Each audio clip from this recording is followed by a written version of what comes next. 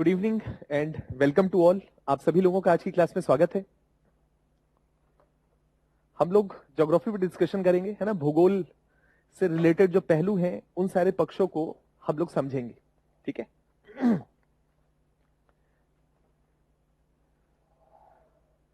कोशिश ये रहेगी कि अगले 40 से 45 क्लासेस के बीच में हम प्रभावी तरीके से भूगोल के विभिन्न पक्षों को समझ सके, ठीक है। बिल्कुल स्क्रैच से बिल्ड करेंगे, बिल्कुल बेसिक चीजों से शुरू करेंगे और इस एग्जामिनेशन के पॉइंट ऑफ व्यू से जो भी डायमेंशंस हैं, है ना, जो भी करंट से जोड़ के अलग अलग टॉपिक्स पे उन सारी चीजों को प्रभावी तरीके से समझेंगे, ठीक है।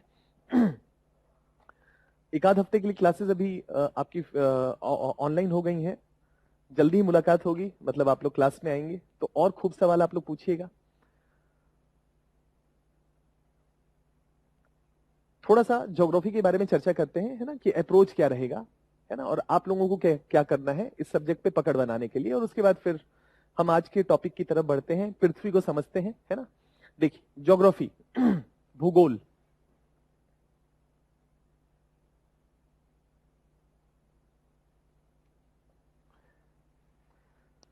भूगोल जो शब्द है इसका अगर शाब्दिक अर्थ देखें तो भू और गोल, मतलब पृथ्वी गोल है ना, ये इसका इसका शाब्दिक अर्थ आता है। लेकिन अगर हम इसके एसेंस को समझने का प्रयास करें, है ना, इसके मीनिंग को समझने का प्रयास करें, तो ज्योग्राफी का मतलब है अगर भू है, पृथ्वी है, तो हमको इसको पृथ्वी को समझना है, पृथ्वी की बारीकियों को समझना है। पृथ्वी में नदी बहती है, नदी बहती है तो क्या कार्य करती है, हवा बहती है तो हवा क्या कार्य करती है, समुद्र के किनारे तटीय इलाकों में समुद्र की लहरें चलती हैं तो समुद्र की लहरें क्या काम करती हैं। दुनिया के ठंडे इलाकों में हिमानी है, ग्लेशियर्स हैं, वो ग्लेशियर भी पिघल पिघल के नीचे आते हैं तो वो क्या कार्य करते हैं। इन सब चीजों का हमको अध्ययन करना है। साथ ही साथ कई बार आपके मन में कौतूहल होता होगा, है ना, उत्सुकता होती होगी कि यार ये पृथ्वी बना कैसे होगा, बनने की प्रक्रिया क्या होगी। कभी मन में ये सवाल आता है आप लोगों के कि पृथ्वी ये बना कैसे होगा, इसके बनने की प्रक्रिया क्या होगी। इस टॉपिक को आप लोग साइंस एंड टेक्नोलॉजी या जनरल साइंस की क्लास में डिस्कस करेंगे। ब्रह्मांड, ब्रह्मांड के बनने की प्रक्रिया और उसके साथ साथ पृथ्वी के बनने की प्रक्रिया, ब्रह्मांड के साथ साथ यूनिवर्स और उससे जुड़ा हुआ पक्ष है। ये एक टॉपिक है जो जनरल साइंस में आप लोग कवर करेंगे, लेकिन बीच बीच में मैं इसके ऊपर चर्चा आपके साथ करता रहूंगा, है ना, कि पृथ्वी हमारी बनी कैसे है। अब मान लीजिए कि हमारी पृथ्वी बनी गई है, तो बन गई है तो इमेजिन करिए कि हमारी पृथ्वी जहां पर आप खड़े हैं या मैं यहां पर खड़ा हूं, आप लोग बैठे हुए होंगे, है ना, गुरु जी खड़े हैं और बच्चे बैठे हुए हैं, है ना। तो ऐसी स्थिति में मान लीजिए कि सपोज यहां पर हम खड़े हैं, तो इमेजिन करिए कि हमारी पृथ्वी से केंद्र की दूरी कितनी होगी। हमारा पृथ्वी ऐसा कोई वो तो नहीं है कि चपटा है, बिल्कुल एक पतला सा है। अगर हम पृथ्वी पे खड़े हैं तो हम अपने केंद्र से कितने दूर हैं, एक गेस करिए जरा कि पृथ्वी के ऊपर वाले हिस्से से पृथ्वी के केंद्र की दूरी कितनी है। एक गेस आप लोग लगाइए, कमेंट करके मुझे जरा बताइए कि क्या लगता है कि कितनी दूरी होगी। 1000 किलोमीटर, 2000 किलोमीटर, 500 किलोमीटर, 600 किलोमीटर, कितना, एक गेस करिए।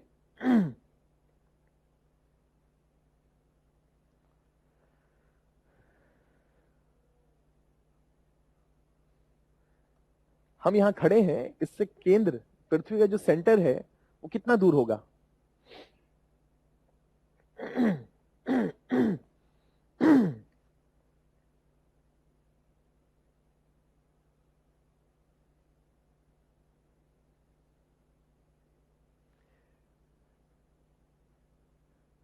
कुछ लोग कह रहे हैं 6000, 6400, कुछ लोग 64,000, कुछ लोग 3200, अलग अलग, है ना। 6370 या 71 किलोमीटर दूर हमारा पृथ्वी है, मतलब हम अपने केंद्र से 6371 किलोमीटर दूर है। क्लियर है। ये तो मैंने ऐसे ही पूछ लिया आप लोगों से एक इंटरेस्ट के लिए कि जरा देखें थोड़ा बहुत इंटरेस्ट है कि नहीं। तो बड़ा अच्छा लग रहा है, लगभग लगभग करीब ही करीब का आंसर आ रहा है, 6400, 6400, ठीक है।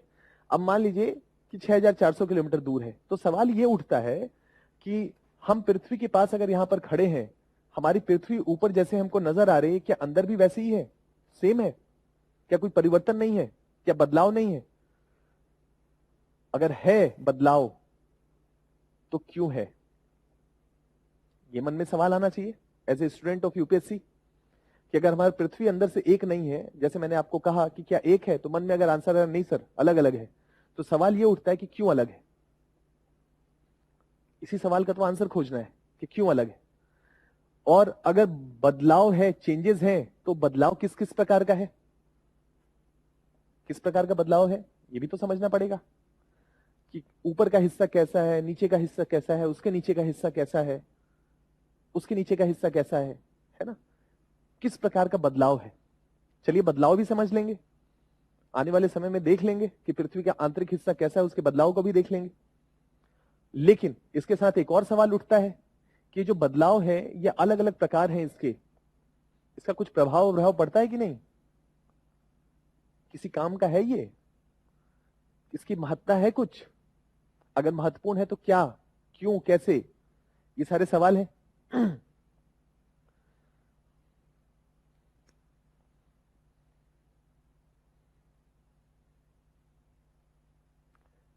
क्या आप अदृश्य शक्ति को मानते हैं?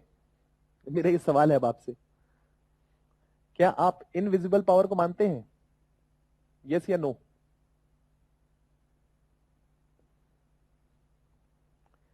क्या इनविजिबल पावर को आप मानते हैं कि कोई एक शक्ति ऐसी हो सकती है जो इनविजिबल हो, अदृश्य हो? यस या नो? यस या नो, सिंपल सा एक सवाल है कि क्या आप एक अदृश्य शक्ति, इनविजिबल पावर को स्वीकार करते हैं as a student of science? Yes या नो?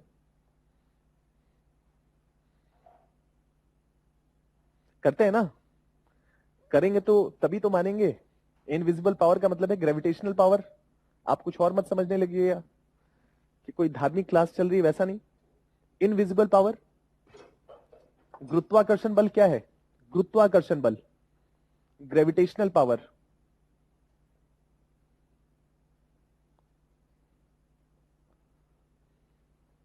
गुरुत्वाकर्षण बल देख तो नहीं सकते लेकिन काम तो करता ही है। न्यूटन ने कहा एप्पल गिरता है नीचे गिरेगा, क्यों नीचे गिरेगा? तो उसके पीछे का कारण गुरुत्वाकर्षण बल है।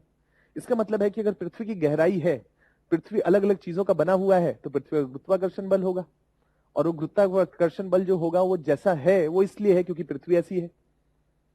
अब अगर हम गुरुत्वाकर्षण बल के अलावा कुछ और इनविजिबल पावर के बारे में सोचें, तो जरा सोच के देखिए कि जब भी गाड़ी चलती है और जब गाड़ी मुड़ती है, आप दूसरी तरफ गिरते हैं या दूसरी तरफ झुकते हैं, कुछ तो शक्ति लगती है, दिखती नहीं है लेकिन लगती है। क्लियर है? वो भी तो एक पावर है, वो भी तो एक बल है। तो पृथ्वी पे एक ऐसा भी बल काम करता है, इसको कहते हैं सेंट्रीफ्यूगल फोर्स, आगे चर्चा करेंगे। तो वो भी बल काम करता है। क्या आपको मालूम है कि पृथ्वी पे जीवन क्यों है? क्यों पृथ्वी पे जीवन है और बाकी ग्रहों पे जीवन हमको नहीं मिल रहा है? हमारी पृथ्वी यूनिक कैसे है, अलग कैसे है? बहुत सारे कारण हो सकते होंगे, बहुत सारे रीजंस होंगे, लेकिन जब हम इनविजिबल पावर को देखते हैं या इनविजिबल पावर को स्वीकार करते हैं, तो आगे चल के चर्चा आपके साथ करूंगा, पृथ्वी पे जीवन संभव नहीं होता अगर ये इनविजिबल पावर नहीं होता। हमारी पृथ्वी के अंदर जो प्रक्रियाएं चल रही हैं, आगे चर्चा करूंगा, जो भी प्रक्रियाएं चल रही हैं ABCD XYZ, वो प्रक्रिया के कारण पृथ्वी के चारों तरफ, पृथ्वी के चारों तरफ एक अदृश्य दीवार सी बन जाती है। पृथ्वी के चारों तरफ एक अदृश्य दीवार है, एक इनविजिबल पावर है जो पृथ्वी को बहुत सारे अल्फा बीटा गामा जैसे रेस से मदद करती है, बचाती है। पृथ्वी पे जीवन संभव नहीं होता अगर ये इनविजिबल पावर नहीं होता। हमारा काम है इस इनविजिबल पावर को समझना, ताकि हम अपने भूगोल को समझ सके, हम अपने पृथ्वी को समझ सके। तो पृथ्वी के अंदर जब जाएंगे तो अंदर का अध्ययन करते करते बहुत सारे इनविजिबल पावर्स के बारे में भी पता चलेगा। बहुत सारी ऐसी अदृश्य शक्तियां जिसको हम अलग अलग नाम से बुलाएंगे। मैग्नेटिक पावर कभी कहेंगे, पृथ्वी का चुंबकीय बल कभी कह देंगे, कभी गुरुत्वाकर्षण बल कह देंगे, कभी सेंट्रीफ्यूगल फोर्स कह देंगे। अलग अलग बल के बारे में चर्चा करेंगे, लेकिन दिखता कोई नहीं है, लेकिन उसको समझना पड़ेगा। दिखता नहीं है इसका मतलब यह नहीं कि नहीं समझना है, हमको उसको समझना है। और जब हम समझेंगे तभी हम बहुत सारी बारीक चीजों को समझ पाएंगे पृथ्वी के संदर्भ में। तो आने वाली क्लासेस में पृथ्वी की आंतरिक संरचना को देखेंगे, चर्चा करेंगे, और इस पूरी प्रक्रिया में बहुत प्रकार के इनविजिबल बल को भी समझेंगे, है ना, सेंट्रीपिटल फोर्स, सेंट्रीफ्यूगल फोर्स, गुरुत्वाकर्षण बल, ग्रेविटेशनल फोर्स, है ना। और साथ ही साथ पृथ्वी एक चुंबक की तरह व्यवहार करती है। पृथ्वी एक बहुत बड़ा चुंबक है, विशाल चुंबक है, और इस चुंबक का अपना एक बल है, और ये बल नहीं होता तो पृथ्वी पे जीवन संभव नहीं होता। करेंगे डिस्कस खूब अच्छे से आने वाली क्लासेस में इसके बारे में। तो इन सब चीजों की चर्चा करेंगे। यानी कि पृथ्वी को समझना है तो दो चीजों को समझना पड़ेगा, पृथ्वी के अंदर क्या चल रहा है और पृथ्वी पर क्या चल रहा है, यानी कि इसके बाहरी हिस्से पे क्या चल रहा है। अंदरूनी हिस्से पृथ्वी को बदलते हैं और बाहरी हिस्से उस बदलाव को फिर से बदल देते हैं। मतलब कुल मिला के बदलाव ही पढ़ना है, चेंजेस ही को पढ़ना है, चाहे वो आंतरिक बल के कारण हो चाहे वो बाह्य बलों के कारण हो। अब इसमें आ जाते हैं हमारे जैसे लोग, मानव, जो पृथ्वी को बदलने में और महत्वपूर्ण भूमिका निभाते हैं।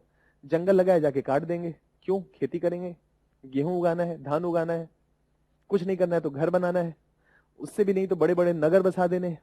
तो इसका मतलब है कि मानव भूगोल, मानव भी तो इस भूमि का हिस्सा है, पृथ्वी का हिस्सा है। हम भी पृथ्वी को बदल रहे हैं, और अगर हम बदल रहे हैं तो हम कैसे बदल रहे हैं? और केवल हम ही नहीं बदलेंगे, हम भी बदले जाएंगे, पृथ्वी हमको भी बदलेगा। पृथ्वी हमको कैसे बदलेगा? खूब वर्षा वाले रहने वाले में जो लोग हैं, उनका जो जीवन जीने का तरीका है, जो अत्यधिक ठंडे इलाके में या अत्यधिक शुष्क इलाके में जो जीवन जी रहे हैं, उनके जीवन में बदलाव होगा, अलग अलग होंगे। जहां पानी खूब होगा वहां पानी की कोई चिंता नहीं होगी, और जहां पानी बिल्कुल नहीं होगा वहां पानी बिना सब सून वाली स्थिति है। एक एक बूंद पानी को बचाना है। खाने पीने का, पहनावा, सांस्कृतिक आयाम, वो सब डिफरेंट हो जाएंगे। इसका मतलब है कि पृथ्वी पे जो अलग अलग प्रकार की स्थितियां हैं, कहीं खूब वर्षा हो रही है, कभी कहीं बिल्कुल वर्षा नहीं हो रही है, कहीं खूब ठंडी पड़ रही है, कहीं बिल्कुल ठंडी नहीं पड़ रही है, अत्यधिक गर्मी पड़ रही है। दुनिया के अलग अलग हिस्से, यानी कि दुनिया के जलवायु, दुनिया के क्लाइमेट्स, विश्व भर में जो अलग अलग जलवायु के प्रदेश हैं, वो हमारे मानव को अलग अलग प्रकार से प्रभावित करते हैं। हमारा मानव भूगोल प्रभावित होता है, हमारी जनसंख्या, हमारा अर्बन तरीका, शहरी तरीका, हमारा कृषि का व्यवस्था, मतलब हमारे डिफरेंट जो आयाम्स हैं ह्यूमन ज्योग्राफी के, वो सब उससे प्रभावित होते हैं। भूगोल का विषय वस्तु ये मानव भूगोल भी है। तो आने वाली क्लासेस में केवल पृथ्वी या फिजिकल एस्पेक्ट्स के साथ साथ मानव भूगोल के बारे में भी विस्तार से अध्ययन करेंगे। यही सब्जेक्ट मैटर है भूगोल का, यही हमारा सब्जेक्ट मैटर है। इन्हीं सब चीजों को अध्ययन करेंगे, इन्हीं सब चीजों को समझेंगे। ठीक है, बहुत इंटरेस्टिंग यात्रा है, बहुत ही जॉयफुल है। लर्निंग को माना जाता है, लर्निंग इज ए फन। सीखना हमेशा अपने आप में आपको गहराई प्रदान करता है, आपको संतुष्टि देता है। शर्त बस ये है कि आप उस प्रक्रिया को एंजॉय कर पाइए। अब देखिए, पढ़ना तो है भूगोल, है ना, रास्ता तो दूसरा बचा नहीं है ना। तैयारी का तो ठान लिए हैं कि यूपीएससी का प्रिपरेशन करना है, तो अब जब ठान लिए हैं तो पढ़ना तो भूगोल पड़ेगा ही। और भूगोल आपके इस यात्रा का एक महत्वपूर्ण पड़ाव है, समझ लीजिए। पेपर 1 जो है आपका, paper 1 GS paper 1 mains examination के पॉइंट ऑफ व्यू से कह रहे हैं, आपके इस पेपर 1 का लगभग आधा हिस्सा, लगभग 120 नंबर का जो मार्क्स है, ये भूगोल तय करता है, ज्योग्राफी तय करता है। अब आप सोच लीजिए कि पेपर 1 में बेहतर स्कोर करना है कि नहीं, ये आप पहले ठान लीजिए। अगर स्कोर करना है तो लर्निंग इज ए जॉय। सीखना अपने आप में एक सेटिस्फैक्शन जनरेट करता है, एक आनंद देता है। उस आनंद के साथ पढ़ेंगे तो 120 नंबर आपके हैं। और अगर लोड लेके पढ़ेंगे, है ना, बोझ की तरह करेंगे, तो मुश्किल रहेगा या चुनौतीपूर्ण रहेगा। तो मेरा सुझाव आपके लिए यह है कि खूब इंजॉय करते हुए इसको पढ़िए, खूब इसको, लर्निंग को फन की तरह समझिए। आज ये सोचिए कि आज ये सीखने को मिलेगा, आज ये सीखने को मिलेगा। इस अप्रोच के साथ क्लास में रहिए और हर चीज को समझने की कोशिश करिए। याद करना बाद की बात है, पहले तो समझना है, पहले हर टॉपिक पे पकड़ बनानी है। तो भूगोल के शुरुआती क्लासे में या जो शुरू की क्लासेस होंगी, उसमें बहुत सारे कॉन्सेप्ट डिस्कस होंगे। और भूगोल देखिए है तो बड़ा मजेदार सब्जेक्ट, इंटरेस्टिंग है, इसके आइडियाज बहुत इंटरेस्टिंग है, लेकिन चुनौतीपूर्ण भी है। डरा नहीं रहे, बता रहे हैं चुनौतीपूर्ण है। चुनौती को तो हमेशा एक्सेप्ट करना है। चुनौतीपूर्ण क्यों है? वो इसलिए है क्योंकि कई बार कुछ साइंस के कॉन्सेप्ट भी आ जाते हैं। इसीलिए ज्योग्राफी को सेमी साइंटिफिक सब्जेक्ट कहा जाता है कि हम इसमें जो भी एक ह्यूमन लॉज या जो भी हम मानवीय आयामों को पढ़ते हैं उसके साथ साथ साइंस के कई बार कॉन्सेप्ट को समझते हैं। जैसे अगर आप पढ़ रहे हो कि देखिए अभी उड़ीसा के तट पे पारादीप पे साइक्लोन हिट किया, चक्रवात हिट किया, पढ़े होंगे। करंट अफेयर्स पढ़ना पड़ेगा, पढ़ते रहिए, लर्निंग इज ए जॉय हमेशा ध्यान में रखिए। हिट किया, अब हिट किया तो हमारे लिए ये महत्वपूर्ण नहीं कि कहां हिट किया, सवाल ये है कि यार ये बना क्यों। इतनी ज्यादा वर्षा 2 घंटे के अंदर उस क्षेत्र में 100 mm से ज्यादा की वर्षा हो गई, मतलब 10 सेंटीमीटर से ज्यादा की वर्षा हो गई। यार अचानक से इतना वर्षा कैसे हो गया? 100 किलोमीटर की रफ्तार से हवा चल रही है। इससे पहले जो महाराष्ट्र में या गुजरात के तट को हिट किया था वहां तो 200 किलोमीटर प्रति घंटे की रफ्तार से हवा चल रही थी। अचानक क्या होता है कि मामला शांत है, हवा आराम आराम से बह रही है, अचानक से 200 किलोमीटर प्रति घंटे की रफ्तार से हवा बढ़ने लग गई। ये चक्रवात क्या होता है? ये साइक्लोन क्या होता है? बनता कैसे है? और इस बनने की प्रक्रिया के पीछे अगर चक्रवात एक कह सकते हैं कि प्राकृतिक फेनोमेना है या प्रकृति के द्वारा बनाया गया एक फेनोमेना है, और जलवायु या कह सकते हैं कि वायुमंडल में एक ऐसी स्थिति बनी है, तो इस स्थिति के बनने के पीछे कुछ तो साइंस होगा, कुछ तो रीजन होंगे, कुछ तो तर्क होंगे। हमको उन साइंस को तो समझना ही पड़ेगा, उसके पीछे के जो बेसिक कॉन्सेप्ट्स हैं उसको तो समझना पड़ेगा। निम्न दाब, उच्च दाब, हवा ऊपर जा रही है, नीचे जा रही है, क्या हो रहा है, ऐसे कुछ बेसिक कॉन्सेप्ट्स को तो समझना पड़ेगा।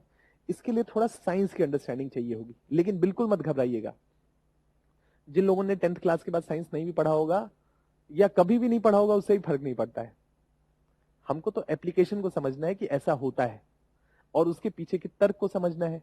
तो लॉजिक या तर्क अगर आप एक्सेप्ट करते चले जाएंगे तो हर चीज आसान होता चला जाता है। तो हर चीज को तार्किक आधार पर एक्सेप्ट करिएगा। ऐसा नहीं है कि सर आए, सर ने बोल दिया तो मुझे मान लेना है। मैं बोलूंगा, मैं समझाऊंगा और मैं तर्क भी दूंगा, लॉजिक, रीजन, रैशनैलिटी सब दूंगा। आपको अगर लगे कि सर ये तर्क गलत है या यहां पर थोड़ा स्कोप है कि सर ये भी हो सकता है, तो निश्चिंत होके, बेझिझक होके अपनी बात को रखिए। क्योंकि जब सवाल पूछेंगे या अपने उन डाउट्स को सामने रखेंगे तभी जाके उसके आगे बढ़ेंगे। पॉलिटिकल साइंस जिनका सब्जेक्ट हो उनको पता होगा कि हीगल नाम का व्यक्ति इस दुनिया पे एक बार विचरण करता था, चलता था, और हीगल ने कहा था कि विचार कैसे आगे बढ़ते हैं। विचार आगे बढ़ते हैं जब एक विचार रखा जाता है, मन में नहीं, बाहर। जब एक विचार रखा जाता है, तो जब एक विचार रखा जाता है तो उससे जो लोग सहमत नहीं होते हैं उसके काउंटर में एक विचार रखते हैं। तो हर व्यक्ति अपनी एक थीसिस देता है। उस थीसिस के अगेंस्ट में एक एंटी थीसिस आता है, उसके विरुद्ध में एक बात आती है। अब उन दोनों विचारों में द्वंद्व होता है और उस द्वंद्व के बाद थीसिस और एंटीथीसिस मिलते हैं और एक नया चीज क्रिएट होता है जिसको कहते हैं सिंथेसिस। नए दोनों बातों से मिलकर एक नई बात बनती है। अब वो जो नई बात बनती है फिर उसके विरुद्ध में कोई और बात आती है, फिर दोनों आपस में मिलते हैं, वार्ता करते हैं, फिर कोई नई बात आती है। इस तरह से ह्यूमन इवोल्यूशन हुआ है, ह्यूमन नॉलेज आगे बढ़ा है, मानव के ज्ञान का लगातार विकास हुआ है। थीसिस, एंटीथीसिस, सिंथेसिस, और यही सिंथेसिस थीसिस हो जाएगा, फिर उसके विरुद्ध में कुछ बात आएगी और फिर सिंथेसिस। इस तरह से विचार लगातार बढ़ते चले जाते हैं या मानव के ज्ञान का विस्तार होता चला जाता है। तो आप उस विस्तार का हिस्सा बनेंगे और उस हिस्सा बनने के लिए सहमत होना है तो पूरे विश्वास के साथ सहमत होना है कि हाँ सर बिल्कुल सही कह रहे हैं आप। और अगर सहमत नहीं है तो पूरे विश्वास के साथ असहमत होना है कि नहीं सर गलत कह रहे हैं आप। क्योंकि जब पोजीशन लाइफ में लेना सीखेंगे तब उसको डिफेंड करना भी सीखेंगे, या गलत पोजीशन ले लेंगे तो आगे चल के स्वीकार करेंगे कि यार ये तो गलती हो गई, ऐसा नहीं करना चाहिए था, ऐसा करना चाहिए था। तो उससे आप सीखेंगे और जीवन में लगातार आगे बढ़ेंगे। इसीलिए सवाल करें और कोई चीज से सहमत हो तो एकदम कंप्लीटली सहमत हो कि हाँ बिल्कुल समझ में आ गया है, और अगर असहमति है तो अपनी बात को रखें। सहमत उसके विचार में मैं अपना एक एंटीथीसिस रख दूंगा, फिर वो सिंथेसिस हो जाएगा। इस तरह से आपका ज्ञान बढ़ता चला जाएगा और भूगोल पे कमांड बढ़ता चला जाएगा। ठीक है। चलिए बाकी आगे चल के थोड़ा थोड़ा आपके साथ अलग अलग टॉपिक्स पे चर्चा करता रहूंगा कि कैसे अप्रोच करना है, हाउ टू अप्रोच ज्योग्राफी को कैसे पढ़ें। अभी सब चीज कहूंगा तो घबराएंगे, है ना, कि सर आए पहली क्लास में AK-47 दाग दिया, तो वैसा भी नहीं करूंगा, है ना। अभी धीरे धीरे करके हम टॉपिक्स पे इंट्रोड्यूस करेंगे। लेकिन एक बात आपको ये ध्यान रखनी है, लर्निंग इज ए जॉय। पूरा एंजॉय करिए इस प्रोसेस को।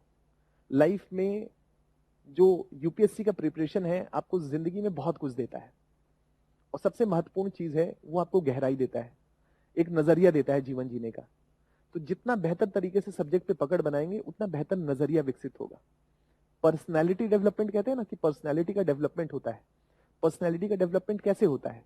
जब आप लगातार नए नए विचारों के प्रति आपका रुझान बढ़ता है तो विचार आप में परिवर्तन लाते हैं। समाज में जो परिवर्तन होता है वो कैसे होता है? विचारों से ही होता है। विचार जो होते हैं वही अग्रदूत होते हैं किसी भी बदलाव के लिए। तो विचारों से ही बदलाव होता है। पर्सनैलिटी डेवलपमेंट यानी कि हम अपने आप को विकसित कर रहे हैं। विकसित कैसे करेंगे? विचारों से ही तो करेंगे। तो विचारों को पकड़े रहिए। लास्ट पॉइंट ये है मेरा इसी को लेके, इसी के कंटिन्यूएशन में, अगले जब तक आपका एग्जामिनेशन है अगले साल, सिर्फ विचारों के लिए ही जिए, सिर्फ विचारों के लिए ही जीना है। विचारों के बाद में आगे चल के आपके कलम में ताकत आएगी, और वो कलम में ताकत आपको समाज में बदलने में बहुत मदद करेगी। लेकिन वो कलम की ताकत तब आएगी जब पहले विचार आएगा। तो विचारों को जितना ज्यादा ग्रहण कर सकते हैं प्रभावी तरीके से उन विचारों को ग्रहण करते चले, बाकी का रास्ता खुद ही हो जाएगा। बाकी की चिंता खुद मतलब आप मत करिए, वो आपके हिस्से का नहीं है, आपके हिस्से का है विचार। तो जितना ज्यादा विचारों को संग्रहित कर सकते हैं, जितना उनको रिफाइन कर सकते हैं, जितना बेहतर तरीके से अपने पर्सनैलिटी में उन विचारों को सम्मिलित करते हुए अपने में बदलाव ला सकते हैं, जी सकते हैं इनफैक्ट उन विचारों को, उतना ही बेहतर आने वाले समय में एक अच्छे इंसान बनेंगे, एक अच्छे ब्यूरोक्रेट बनेंगे। ठीक है, इसीलिए कह रहा हूं लर्निंग इज ए जॉय।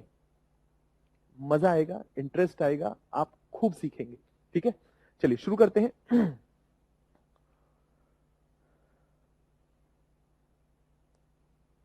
एक दो सवाल आ गए हैं, उन सवालों को ले लेते हैं फिर आगे बढ़ते हैं। प्रवीण का सवाल आया है कि सर सोर्स क्या होगा, अभी चर्चा करते हैं, है ना, सोर्स के बारे में।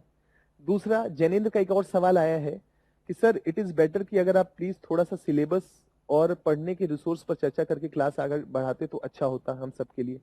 अभी तो रिसोर्सेज पे चर्चा हुई भी नहीं है, करेंगे रिसोर्स पे चर्चा, एकदम निश्चिंत रहिए। प्लीज कोऑर्डिनेटर सर मेरी बात सर तक अभी डिलीवर कर दीजिए। कर दिए हैं, डिलीवरी हो गई है। ठीक है, रिसोर्सेज पे बिल्कुल अच्छे से चर्चा होगा, एकदम घबराइए नहीं, है ना।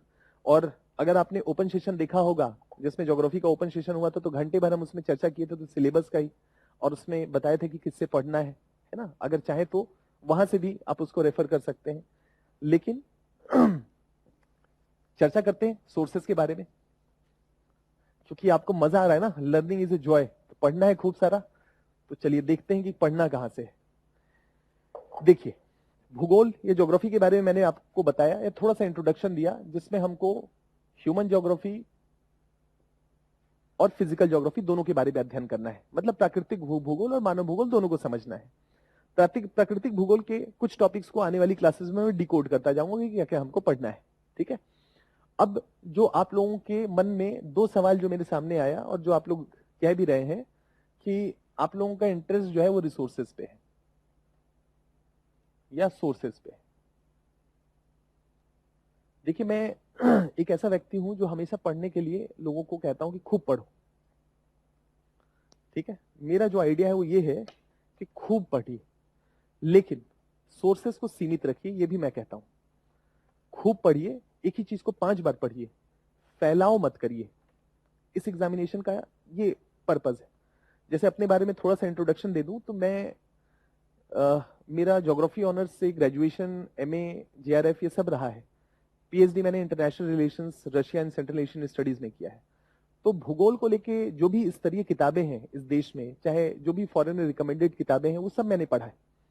लेकिन इस एग्जामिनेशन का जो रिक्वायरमेंट है जो मैं आपको बताना चाहता हूं वो ये है कि सीमित सिलेबस या सीमित रिसोर्सेज, लिमिटेड रिसोर्सेज, और बार बार उसका गहन अध्ययन, ये इस एग्जामिनेशन का सबसे मूल बात है।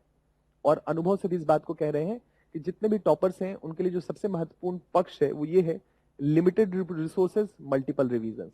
Limited resources, multiple revisions. तो यहां पर जब भी हम सोर्सेज की बात करेंगे तो हमको क्या करना है, अपने आप को लिमिट करना है। इस बात को हमेशा ध्यान में रखिएगा, है ना। हमको एक सब्जेक्ट को, एक टॉपिक को पकड़ लेना है। जैसे अगर हम आने वाली क्लासेस में जब ज्वालामुखी के बारे में चर्चा करेंगे तो ज्वालामुखी में क्या क्या हो सकता है जिसमें प्रोबेबल क्वेश्चंस बन सकते हैं। सबसे पहले तो ज्वालामुखी के को समझना है तो वो कौन कौन से आयाम हैं जिनको हमको समझना ही समझना है, ताकि ज्वालामुखी पे अगर कोई भी सवाल आए तो हम करने वाली स्थिति में हो। तो पहले तो हमको क्या करना है कि हर सब्जेक्ट को डिकोड करना पड़ेगा। कोई भी एक टॉपिक है, जैसे अर्थक्वेक है, अगर हमको भूगोल में अर्थक्वेक या भूकंप वाले टॉपिक को कवर करना है तो भूकंप के सारी बारीकियों में कि क्या क्या अलग अलग पॉइंट हो सकते हैं जिसको हमको पढ़ना पड़ेगा। सबसे पहले तो आपको एक ओवरव्यू बनाना चाहिए। जैसे मान लीजिए कि ये पृथ्वी है, अगर हमको पृथ्वी की बेसिक चीजों को पढ़ना है, सपोज मान लीजिए, तो जैसे आपके सामने इस स्क्रीन पे है कि पृथ्वी पे हमको पढ़ना क्या है। तो पृथ्वी में मान लीजिए कि पृथ्वी गोलाकार है कि नहीं है, पृथ्वी की गति क्या है, पृथ्वी की विशेषता क्या है, ऋतु परिवर्तन क्या है, इक्लिप्स क्या होता है, अक्षांश और देशांतर रेखाएं क्या होती हैं, दिन और रात बराबर क्यों नहीं होते हैं, छोटे बड़े क्यों होते हैं, है ना, दिन क्यों होता है, रात क्यों होता है। ये कुछ बेसिक कॉन्सेप्ट्स हैं। यानी कि जब हम पृथ्वी के बारे में पढ़ेंगे तो हमको ये बेसिक चीजें मालूम होनी चाहिए। यानी कि हमको एक बाउंड्री खींच लेना चाहिए, हम एक अपनी बाउंड्री, एक दायरा बनाए हर टॉपिक को लेके। हमारे पास एक पहले पन्ने में हर टॉपिक को लेके एक दायरा हो कि मुझे इस टॉपिक में पढ़ना क्या क्या है, और उसके बाद फिर हम एक एक टॉपिक को समझते चले जाएं, उसको डिकोड करते चले जाएं, उसके ऊपर अपना एक प्रभावी तरीके से पकड़ बनाते हुए चले जाएं। यही तो करना है, मतलब हमारी रणनीति तो यही रहनी चाहिए। अब ऐसे कौन सी किताबें हैं जो अर्थक्वेक, चाहे भूकंप, चाहे जो कोई भी एक भूगोल का टॉपिक हो, उसको वृहद तरीके से, होलिस्टिक तरीके से कवर करता हो। ऐसी कौन सी किताब है, ऐसी कौन सी बुक है? या थोड़ा सा और आपके सामने बात रखते हैं ताकि आप समझ पाए इस बात को कि कोई भी किताब है वो 5 साल 10 साल पहले लिखा गया होगा। हो सकता है कि पिछले 5-10 सालों में नए भूकंप, नए अर्थक्वेक, कई जगह पे बाढ़ आया हो, बाढ़ को साधने की रणनीति अलग अलग बनी हो, पिछले 10 सालों में कुछ ना कुछ तो बदलाव हुआ होगा। तो क्या कोई ऐसा स्तरीय बुक है जो सारे आयामों को कवर करता हो, जो सारे डायमेंशंस को, स्टैटिक पार्ट को भी कवर करता हो, डायनामिक पार्ट को भी कवर करता हो? कैसी कोई किताब है? मन में पहले ये सवाल सोच के देखें। तो जब हम देखते हैं तो ऐसा कोई बुक हमको नजर नहीं आता है जो हॉलिस्टिकली हर टॉपिक को कवर करता हो, है ना। इस बात को ध्यान रखिएगा, इस बात को बिल्कुल ध्यान रखिएगा, ये भूगोल का चुनौती है। अब थोड़ा सा हिंदी मीडियम के बारे में बस बात रखते हैं। हिंदी मीडियम के संदर्भ में एक जो चुनौती है वो ये है कि अधिकतर जो बुक्स मैं देख रहा हूं उसमें भूगोल का मिसकंसेप्शन है। इंफॉर्मेशन पे फोकस किया गया है। मॉनसून को जब देखता हूं तो मॉनसून में देखता हूं कि अधिकतर जो स्तरीय बुक हैं उसमें इंफॉर्मेशन पे चर्चा की गई है कि ये दक्षिणी पश्चिमी मॉनसून है, तो ये पूर्वी धारा है, तो ये सोमाली जेट धारा है, तो ये इंडियन ओशन डाइपोल है। अलग अलग शब्दों को उसमें डाल दिया गया है, उसको समझाने पे कोई फोकस नहीं है। ये प्रभावित करता है। कैसे प्रभावित करता है इसके बारे में बहुत विस्तार से चर्चा नहीं, या बहुत गंभीरता के साथ वो बात नहीं रखी गई है। जो चैलेंज है वो आपके सामने बात रख रहा है। हिंदी मीडियम के बच्चों से जब भी मैं मिलता हूं मुझे सबसे ज्यादा कमिटेड लगते हैं, सबसे ज्यादा ईमानदारी से मेहनत करने वाले लगते हैं, लेकिन कई बार सोर्सेस का अभाव रहता है। और भूगोल एक ऐसा टॉपिक है जहां पर बिखराव ज्यादा है। बिखराव इसलिए ज्यादा है तो कोई करंट को बहुत अच्छे से कवर किया हुआ है, तो कोई स्टैटिक पोर्शन को कवर किया हुआ है, किसी ने इंफॉर्मेशन पे प्रभावी तरीके से काम किया है, तो किसी ने कॉन्सेप्ट पे काम किया है। लेकिन आपको इन सब का बैलेंस चाहिए, ये सारी चीजें एक साथ समग्रता में हो। क्लियर है? हम लोगों ने बहुत सालों तक रिसर्च किया है ना।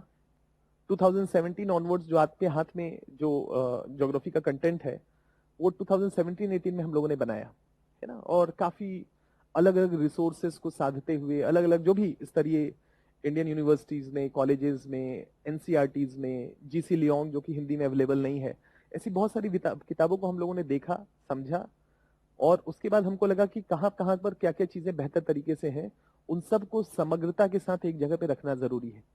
और इसको ध्यान में रखते हुए हम लोगों ने अपना कंटेंट बनाया ज्योग्राफी का, है ना।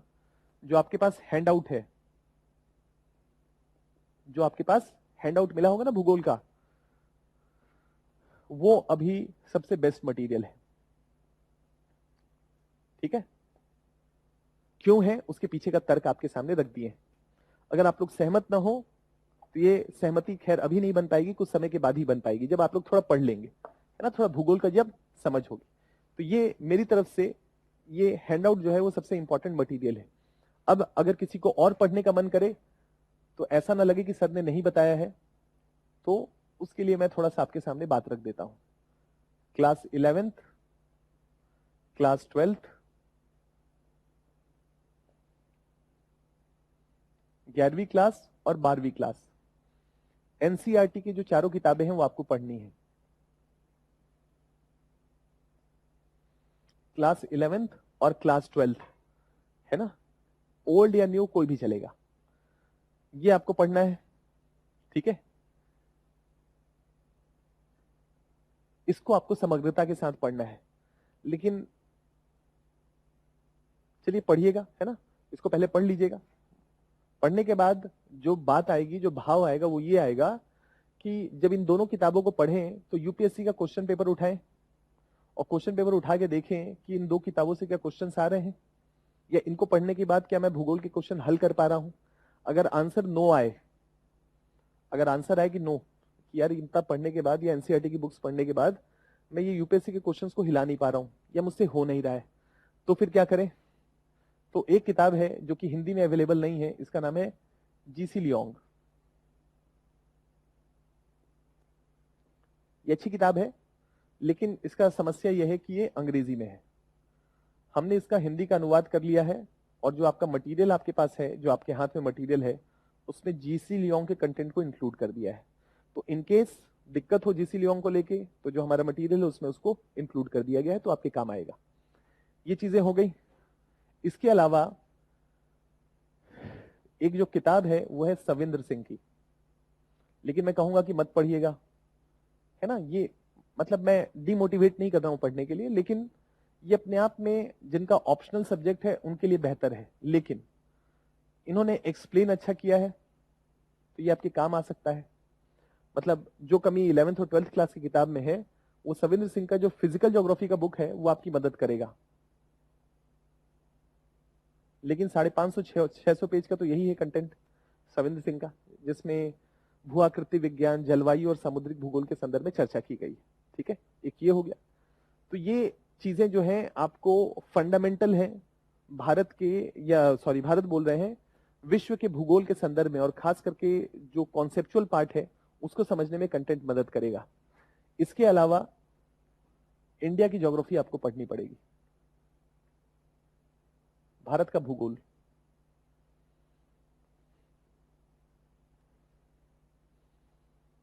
इसके लिए आपको भारत का भूगोल रेफर करना पड़ेगा। इंडिया ज्योग्राफी में काफी सारी किताबें हैं, लेकिन मैं कहूंगा कि यहां पर कोई भी बुक मत पढ़िए, कोई भी किताब पढ़ने की कोई जरूरत नहीं।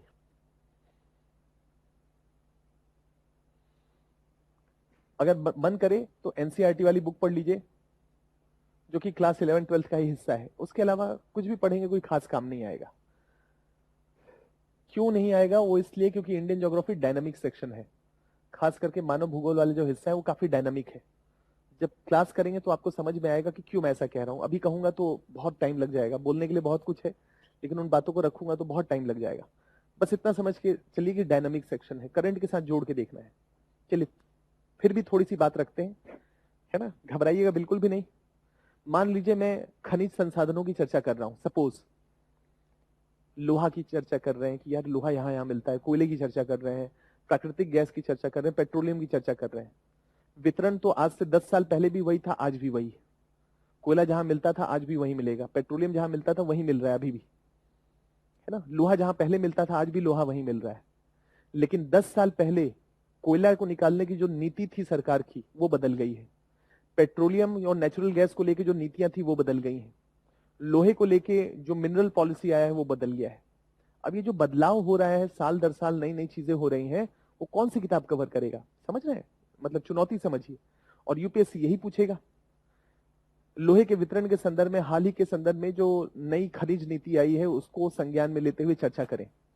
अब आपको मालूम तो है कि लोहे का वितरण यहाँ है, कर्नाटका में मिलता है, छोटा नागपुर के पठार में मिलता है, लेकिन पूछा कि हाल ही में जो मिनरल पॉलिसी आया है उसके उसके संज्ञान में आप इसके बात की चर्चा करें, विस्तार से बताएं, या उसके उद्देश्य बताएं और उसके क्या क्या प्रभाव पड़ सकते हैं उसके बारे में पूछें। अब यहाँ पर मिनरल पॉलिसी किसी भी किताब में नहीं होगा, लगातार अपडेट करना पड़ेगा। इन सब चीजों को क्लास में चर्चा करूंगा विस्तार से, है ना। और नोट्स भी आपको मिलते रहेंगे उसके अनुसार, तो वहां इसको देखेंगे। That's why I am saying कि डायनामिक सेक्शन है रहने दीजिएगा, है ना। यहाँ पर कोई किताब नहीं पढ़नी है, एनसीईआरटी, और उसके साथ साथ जो नोट्स मिलेगा बहुत ही कॉम्प्रिहेंसिव होगा। जो क्लास में एवरीडे आपको नोट्स मिलेगा वो अपने आप में कॉम्प्रिहेंसिव होगा, बार बार उसको कवर करते चलिएगा, है ना। ये इस अप्रोच के साथ बनाया गया है कि जो भी करंट में डेवलपमेंट चल रहे हैं उसको उसमें जोड़ दिया गया है, ठीक है। तो इंडिया वाले सेक्शन में एनसीईआरटी पढ़िएगा और बाकी हम लोग क्लास में उसको कवर करेंगे, विस्तार से आपको उसका नोट्स में मिल जाएगा। ये सारी चीजें जो है ये आपके सिलेबस का हिस्सा है, इतनी सारी चीजों को आपको पढ़ना है जिसको पढ़ने का मन करे, है ना। इसके साथ साथ एक हमेशा क्लास में, अगली क्लास से आप अपने साथ रखेंगे, वो है एटलस।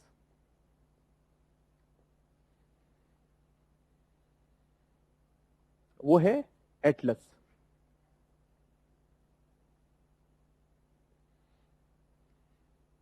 ठीक है। अब ये जो एटलस है ये कौन कौन सा हो सकता है? टीटीके का एटलस हो सकता है, इसके अलावा ऑक्सफोर्ड, जिसके पास जो हो, है ना, स्कूल एटलस, टीटीके का एटलस, ऑक्सफोर्ड का एटलस, या ओरिएंट लॉन्गमैन का। इन तीनों में से, मतलब मेरा सुझाव है कि इन तीनों में से कोई भी एक एटलस अगर आपके पास हो तो आप रख लीजिएगा। अगर किसी के पास ये हो तो ये ठीक है, ऑक्सफोर्ड हो तो ऑक्सफोर्ड ठीक है, ओरिएंट लॉन्गमैन है तो ये। इन तीनों के अलावा चौथा नहीं, इन्हीं तीनों में से कोई एक आप अगर नहीं हो तो परचेज कर लीजिएगा, ठीक है। तो ये एक एटलस स्कूल एटलस है, इसको अपने साथ आप रखेंगे, ठीक है। ये तो होगा रेफरेंस। अब इसमें मैं जो पॉइंट है वो ऐड कर देता हूं।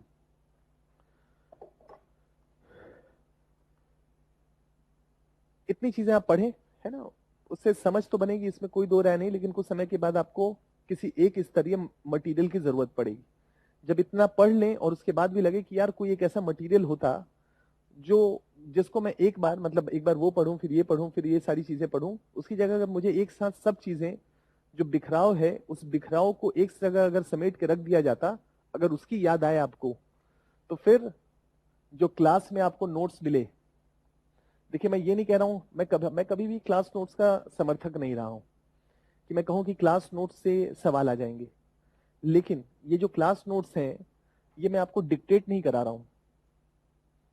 डिक्टेट कराऊंगा तो हमेशा लिमिटेड होगा। डिक्टेट 3 घंटे में मैं कितना डिक्टेट करा पाऊंगा, इमेजिन करके देखिए। तो मैं बहुत ज्यादा अगर डिक्टेट करा भी, अगर मैं थोड़ा डिक्टेट करा भी दूंगा तो भविष्य में बहुत ज्यादा आपके काम नहीं आएगा। उसकी जगह मेरा जो अप्रोच है वो ये है कि जो आप सामने स्क्रीन देख रहे हैं, इसमें जो भी ये मटेरियल है ये सब आप ही का है। हर क्लास में ये अपलोड कर दिया जाएगा। एवरी क्लास में जो भी ये कंटेंट है ये विस्तार से हर क्लास में ये अपलोड हो जाएगा। यानी कि हर क्लास से पहले इस क्लास का कंटेंट जो है आपके प्लेटफॉर्म पे अपलोडेड होगा। लगभग लगभग हर चीज को, जैसे मान लीजिए कि सपोज ये टॉपिक है आपके सामने, इन टॉपिक्स को विस्तार से इस तरह से रख दिया जाता है, ठीक है। हर टॉपिक को अलग अलग तरीके से समझाने के लिए उन टॉपिक्स को इस तरह से विस्तार से रख दिए, है ना, ताकि जो नोट्स फॉर्मेशन है या जो नोट्स बनाना है आपको, जो नोट्स की जरूरत है, वो प्रभावी तरीके से एक पार्टिकुलर कॉन्सेप्ट को लेके एक जगह पे हो। उसका स्टैटिक पोर्शन, अगर उसमें हाल ही में कुछ करंट डेवलपमेंट हुए हैं तो उन करंट के पॉइंट्स को भी एक साथ एक जगह पे रख दिया जाए, व्याख्या कर दी जाए, ताकि उसको समझने में कोई दिक्कत ना हो, आप प्रभावी तरीके से उसको समझ पाए। उस अप्रोच के साथ हर टॉपिक का, मतलब हर क्लास का अपना अपना एक नोट्स है, लगभग लगभग 25 to 30 पेजेस का, या कई बार उससे ज्यादा भी हो सकता है। 40 पेजेस तक का नोट्स जनरली हर क्लास का एक आपका बनेगा, ठीक है। तो विस्तार से देखा जाए तो at the end of the class आपके पास एक हॉलिस्टिक रूप से हर टॉपिक का कॉम्प्रिहेंसिव तरीके से, स्टैटिक हो, चाहे उसमें इंफॉर्मेशन की जरूरत हो, चाहे कॉन्सेप्ट की जरूरत हो, चाहे उसमें डायनेमिक पार्ट हो, उन सबको इंक्लूड करके वृहद तरीके से, प्रभावी तरीके से आपको दे दिया जाएगा।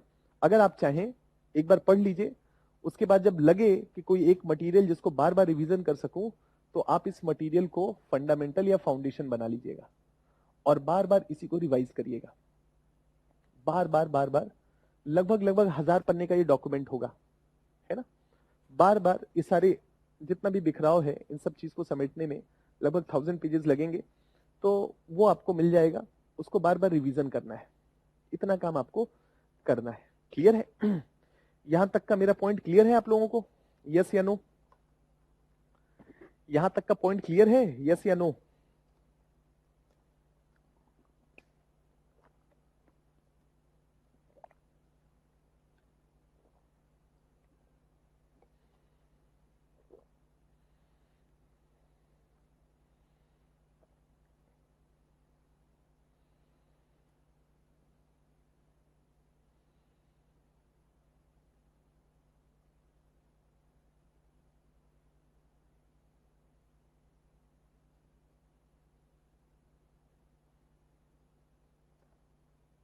यहां तक का पॉइंट क्लियर है? चलिए, सिलेबस पे चर्चा कर रहे हैं। अरे धैर्य रखिए, बड़ी जल्दी में है आप लोग। अब एक बार में एक ही चीज करूंगा ना।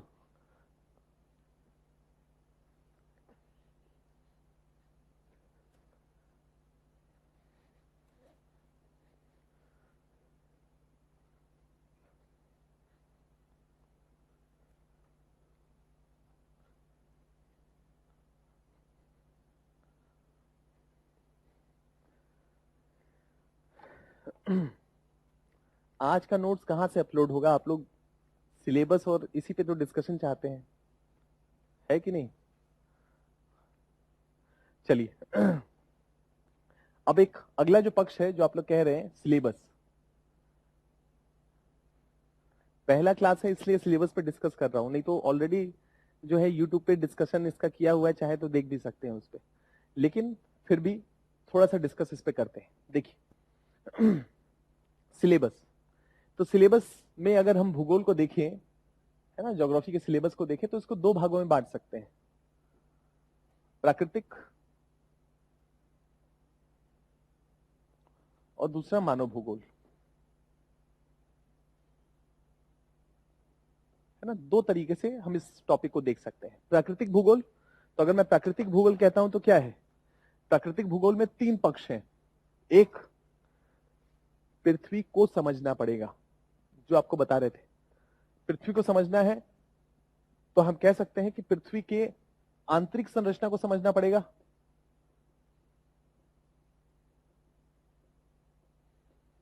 पृथ्वी के आंतरिक संरचना को, इंटरनल स्ट्रक्चर का मतलब पृथ्वी के अंदर क्या क्या है, इन सारे पक्षों को देखेंगे। और दूसरा, पृथ्वी के बाह्य या एक्सटर्नल, आंतरिक संरचना का मतलब है कि पृथ्वी अंदर से कैसे बना हुआ है। तो पृथ्वी की आंतरिक संरचना को देखेंगे और उन संरचना के साथ साथ प्रक्रियाओं को भी देखेंगे। कौन कौन सी प्रक्रिया है जो आंतरिक बलों के द्वारा प्रभावित होती है। तो जैसे पृथ्वी की आंतरिक संरचना में हम पहला टॉपिक क्या देखेंगे कि पृथ्वी अंदर से कैसे बना हुआ है, क्रस्ट, मेंटल कोर, इन सब चीजों को चर्चा करूंगा, लिख नहीं रहा हूं अब, है ना। इन सब चीजों की चर्चा करेंगे। अच्छा, आप लोग कमेंट करके मुझे बताइए कि जो पर्वत बनते हैं, पर्वतों का निर्माण होता है, पृथ्वी के अंदर की ताकतों से निर्माण होता है या पृथ्वी के बाहर की ताकतों से निर्माण होता है? बस इतना बता दीजिए। पृथ्वी के अंदरूनी शक्तियों के द्वारा पर्वतों का निर्माण होता है या पृथ्वी के आंतरिक शक्ति, बाह्य शक्तियों के द्वारा पर्वतों का निर्माण होता है? बस आंतरिक या बाह्य, इन दोनों में से कोई एक शब्द लिख दीजिए। आपको क्या लगता है, दुनिया भर में जो विशाल पर्वत आप देख रहे हैं या देखते होंगे, उनका निर्माण आंतरिक बलों के द्वारा हुआ है, आंतरिक या बाह्य कारकों के द्वारा हुआ है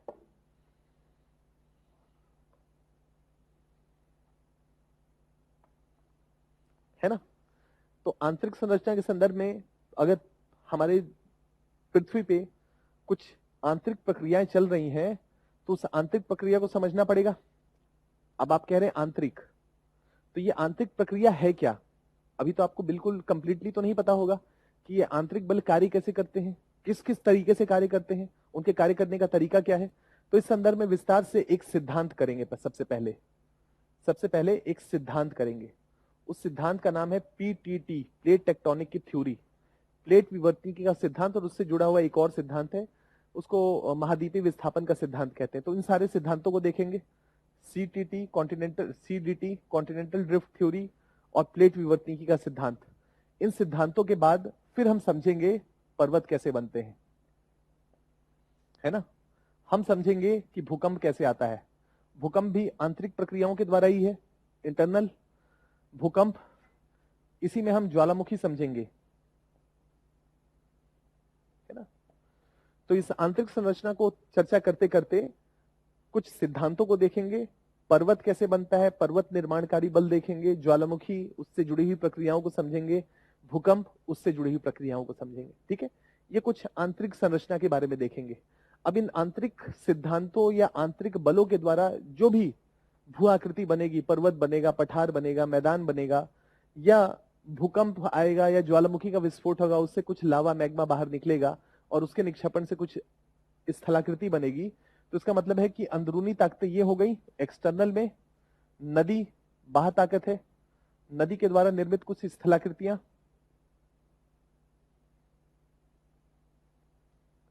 हिमानी के द्वारा निर्मित स्थलाकृतियां, वायु के द्वारा निर्मित स्थलाकृतियां, है ना, समुद्री लहरों के द्वारा निर्मित स्थलाकृतियां, ऐसे कुछ स्थलाकृतियों के बारे में हम अध्ययन करेंगे। क्लियर है। तो इस प्राकृतिक भूगोल के तहत या इस प्राकृतिक भूगोल के तहत एक जो हिस्सा है वो है भू आकृति, पृथ्वी की आकृति। तो पृथ्वी की आकृति कैसे बन रही है? दो शक्तियों से बन रही है, एक आंतरिक और एक बाह्य। तो आंतरिक कुछ पक्षों को समझेंगे, प्रोसेसेस को समझेंगे, और इस आंतरिक बलों के द्वारा जो बाह्य परिवर्तन हुआ है, तो बाह्य परिवर्तन में और कौन कौन सी ताकतें हैं जो पृथ्वी के बाहर या पृथ्वी के ऊपर परिवर्तन ला रही हैं। तो नदी, हिमानी, वायु, समुद्री लहरें ये महत्वपूर्ण है जो पृथ्वी की स्थलाकृति को लगातार बदल रही हैं, उसमें चेंजेस ला रही हैं। कैसे चेंजेस ला रही हैं इसको अध्ययन करेंगे, और यही हमारा विषय वस्तु है। इसी को हम भू आकृति विज्ञान कहते हैं। तो हमारा एक टॉपिक जो होगा भूगोल का प्राकृतिक के तहत, वो क्या होगा? भू आकृति विज्ञान। दूसरा एक जो महत्वपूर्ण टॉपिक है प्राकृति के तहत, कि हमने अपनी पृथ्वी को समझ लिया, पृथ्वी की सतह को समझ लिया, पृथ्वी के नीचे समझ लिया, तो अगला हिस्सा है वायुमंडल को समझना। वायुमंडल को समझना, हमारा वायुमंडल कैसा है। तो इस संबंध में बहुत सारे टॉपिक्स हैं, इसमें से हमारे वायुमंडल की संरचना कैसी है, इस टॉपिक को देखेंगे, इसको विस्तार से देखेंगे, और इससे जुड़े हुए जो भी करंट के इश्यूज हैं उसको देखेंगे, है ना। संरचना के साथ साथ हमको पृथ्वी का ऊष्मा बजट समझना पड़ेगा। जलवायु परिवर्तन का जो टॉपिक है उसको समझने के लिए ऊष्मा बजट का टॉपिक महत्वपूर्ण होगा। हमारा वायुमंडल गर्म हो रहा है, आप सुनते होंगे ना कि हमारी पृथ्वी गर्म हो रही है, तो उस संदर्भ में पृथ्वी का ऊष्मा बजट, इन सब टॉपिक्स को देखेंगे। इसके अलावा आप सोच के देखिए, वर्षा, हिमानी या हिम गिरना या बर्फ पड़ना, ओला पड़ना, ये सारी चीजें होती होंगी। इसका मतलब है ये सब वर्षा के प्रकार हैं, ये सब वर्षा के प्रकार हैं। तो वर्षा के प्रकार के लिए हमको वर्षा की प्रक्रिया को समझना पड़ेगा। तो हम क्या पढ़ेंगे? क्लाउड्स के बारे में, बादल और वर्षा होता कैसे है, इन सब चीजों को देखेंगे, इन सब चीजों को समझेंगे वायुमंडल के तहत। इसके अलावा वायुमंडल में एक और चीज क्या हमको समझना है, भारत में मानसूनी वर्षा होती है, भारत में मानसूनी वर्षा होती है। तो ये मानसून क्या होता है, मानसून को देखेंगे।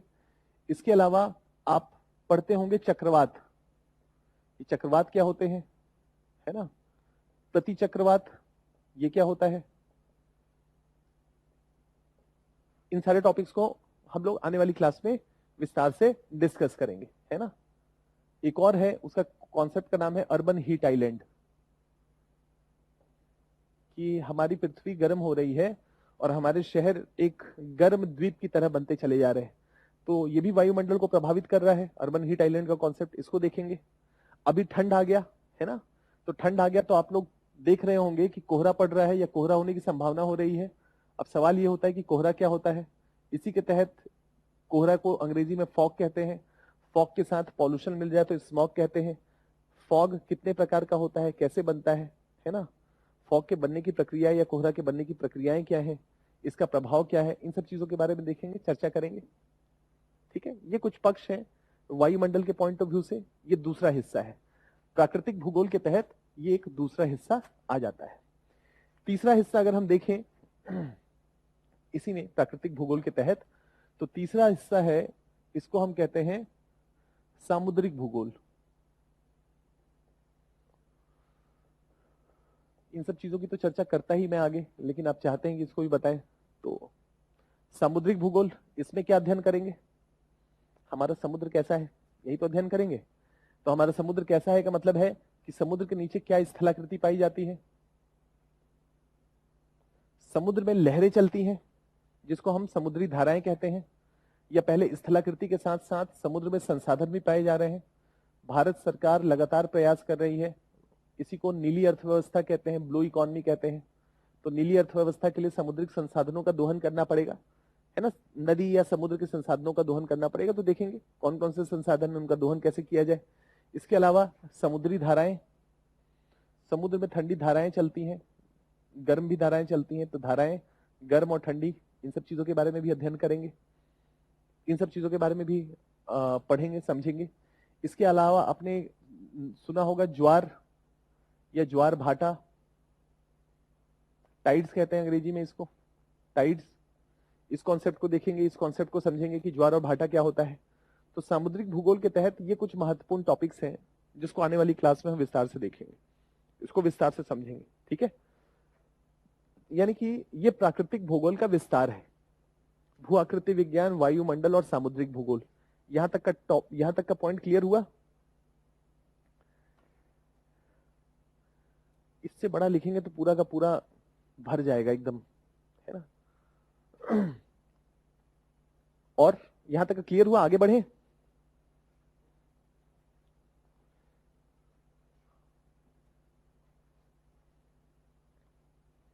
फटाफट फटाफट बताइए, क्लियर हुआ यहां तक?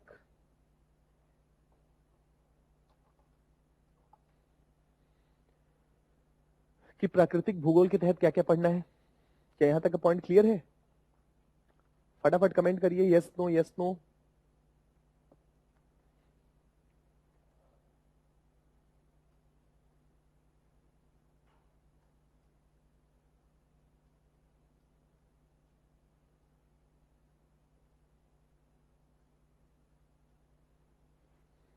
ठीक है, ये हो गया आपका प्राकृतिक भूगोल। और उसके तहत हम लोगों ने केवल और केवल ये 3 हिस्सों को देखा। दूसरा हिस्सा है भारत का भूगोल।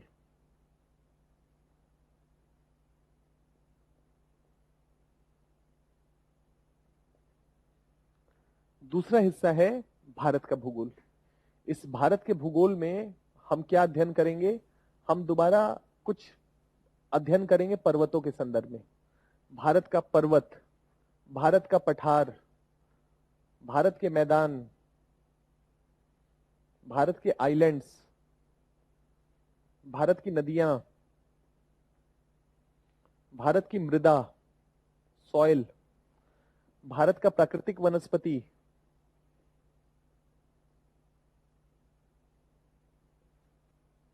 नेचुरल वेजिटेशन, ये हमारे कुछ टॉपिक्स हैं। इसके अलावा मानव भूगोल के तहत हम क्या पढ़ेंगे? तो हम पढ़ेंगे संसाधन। कौन से संसाधन? खनिज संसाधन, मिनरल रिसोर्सेज, लोहा, तांबा, कोयला, नेचुरल गैस, है ना, इन सब चीजों को देखेंगे, है ना।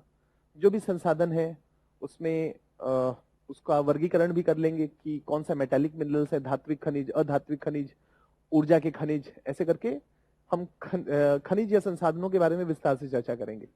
खनिज के अलावा उद्योग धंधे, उद्योग, इसकी भी चर्चा करेंगे विस्तार से कि ये उद्योग क्या है ना, इंडस्ट्रीज क्या है, इंडस्ट्रियल कॉरिडोर्स क्या है ना, और उसको लेके जो भी रिसेंट के डेवलपमेंट्स हैं, है ना, इंडस्ट्रियल कॉरिडोर्स के संदर्भ में उसको देखेंगे। डिफेंस के कॉरिडोर को लेके भी चर्चा हो रही है, तो वो पॉलिसी के लेवल में संसाधनों को देखेंगे, उद्योग धंधों को देखेंगे, मिनरल रिसोर्सेज को देखेंगे। इसके अलावा इंफ्रास्ट्रक्चर,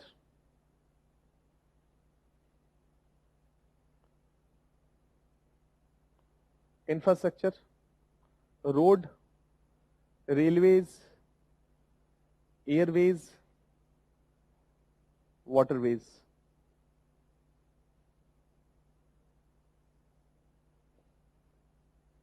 ये कुछ उसके सब टॉपिक्स हैं, इन टॉपिक्स को भी देखेंगे। इसके अलावा एक और हिस्सा होता है जनसंख्या का अध्ययन, पॉपुलेशन की कैरेक्टरिस्टिक्स का अध्ययन। तो पॉपुलेशन का अध्ययन आप सोसाइटी की क्लास में करेंगे, या सोशल इश्यूज में जनसंख्या और उससे जुड़े हुए जो समस्याएं हैं उसके बारे में चर्चा करेंगे। इसके अलावा एक और टॉपिक होता है, वो है नगरीकरण, अर्बनाइजेशन। ये भी टॉपिक आप लोग सोशल इश्यूज में या सोसाइटी वाली क्लास में, नगरीकरण, उसकी प्रक्रिया, उसके आयाम, उसके पॉजिटिव, उसके नेगेटिव, इन सब चीजों को सोशल इश्यूज की क्लास में डिस्कस करेंगे। ये ओवरऑल दायरा होगा आपके सिलेबस का। विभिन्न आयामों के बारे में विस्तार से हम चर्चा आने वाली क्लासेस में इन सब चीजों को लेकर करेंगे। क्या यहां तक का पॉइंट क्लियर है? क्या यहां तक के पक्ष क्लियर है?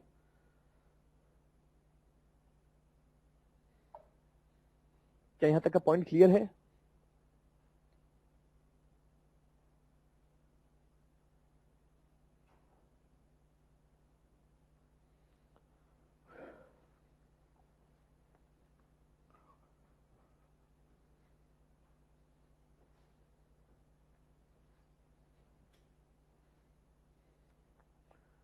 अब आगे बढ़ूं?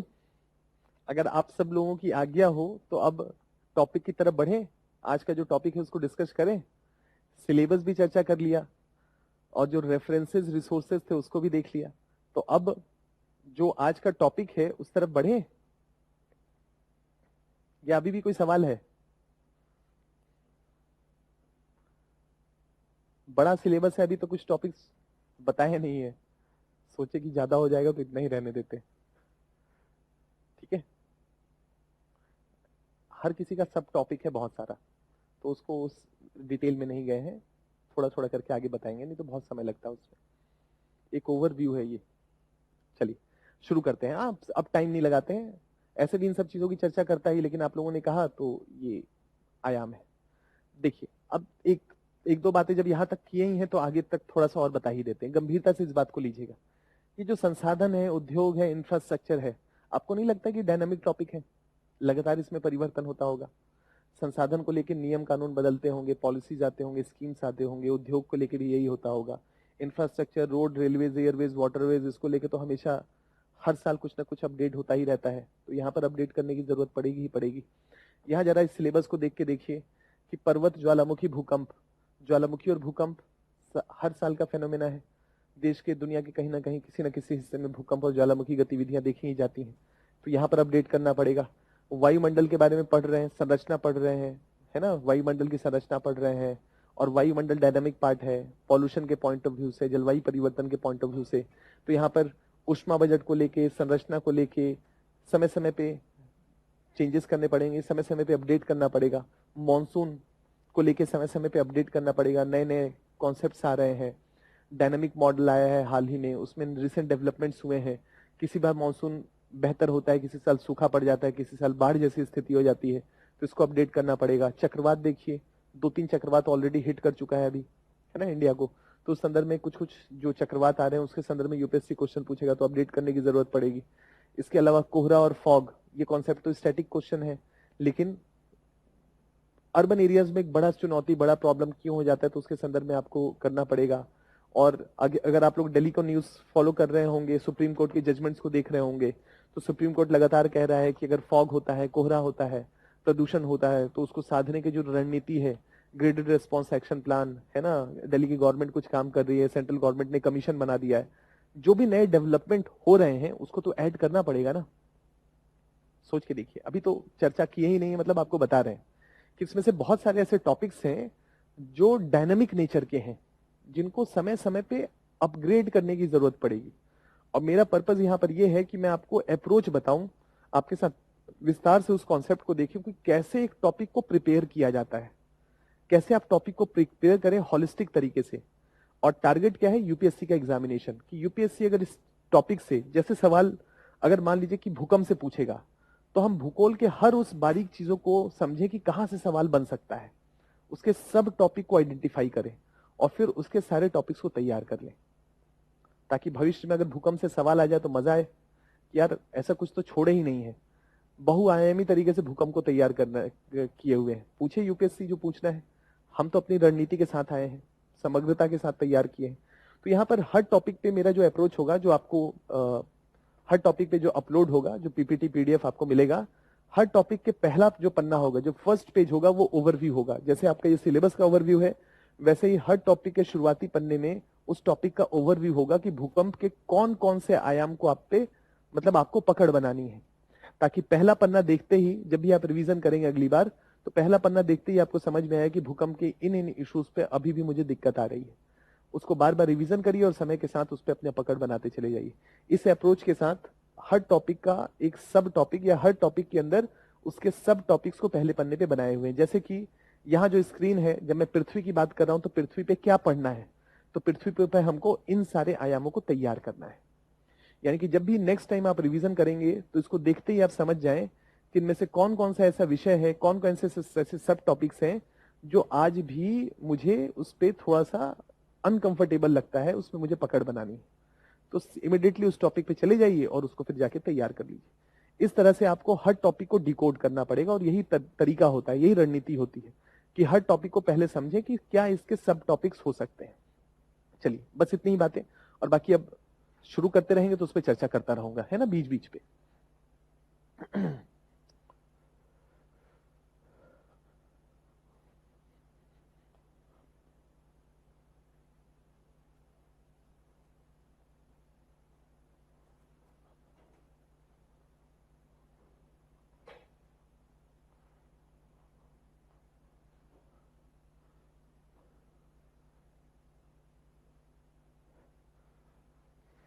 चलिए शुरू करते हैं।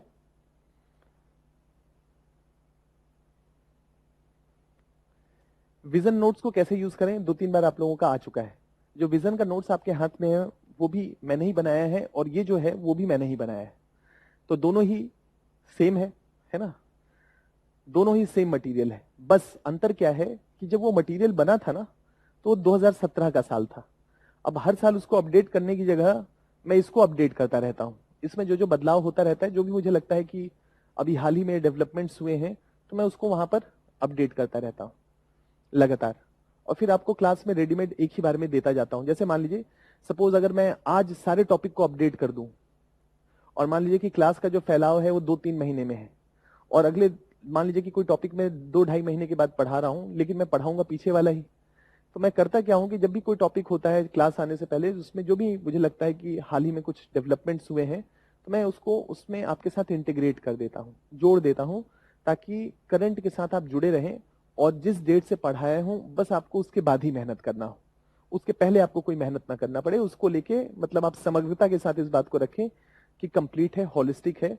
जिस दिन क्लास हो उसके बाद कोई डेवलपमेंट हो, केवल उतना ही उसमें ऐड करना रहेगा। ठीक है, तो इस संदर्भ में दोनों ही एक चीज है, अलग अलग नहीं है। बस ये अपडेटेड है समय के साथ साथ जैसा जरूरत है। और अप्रोच ये रहता है कि थोड़ा थोड़ा करके अपलोड करूं, ताकि लास्ट की क्लास तक जाते जाते उसमें जो भी अपडेट हो वो उसको भी मैं उसमें इंक्लूड कर पाऊं। ठीक है, चलिए शुरू करते हैं। ठीक है, भूगोल की अब काफी व्याख्या हो गई, काफी हम लोगों ने सिलेबस और रेफरेंसेस को भी देख लिया। अब टॉपिक के अंदर एंटर करते हैं। ठीक है, देखिए लर्निंग इज ए जॉय, इस बात को भूले नहीं आप, हमेशा एंजॉय करिए इस प्रोसेस को। अब हमको क्या समझना है, हमको समझना है पृथ्वी। एट एनी कॉस्ट हमको समझना है पृथ्वी। कमर कस के इस बात को मतलब ठान लीजिए कि यहां पर जो बातें लिखी गई है ना, बिना समझे आगे नहीं बढ़ूंगा, समझ के जाऊंगा।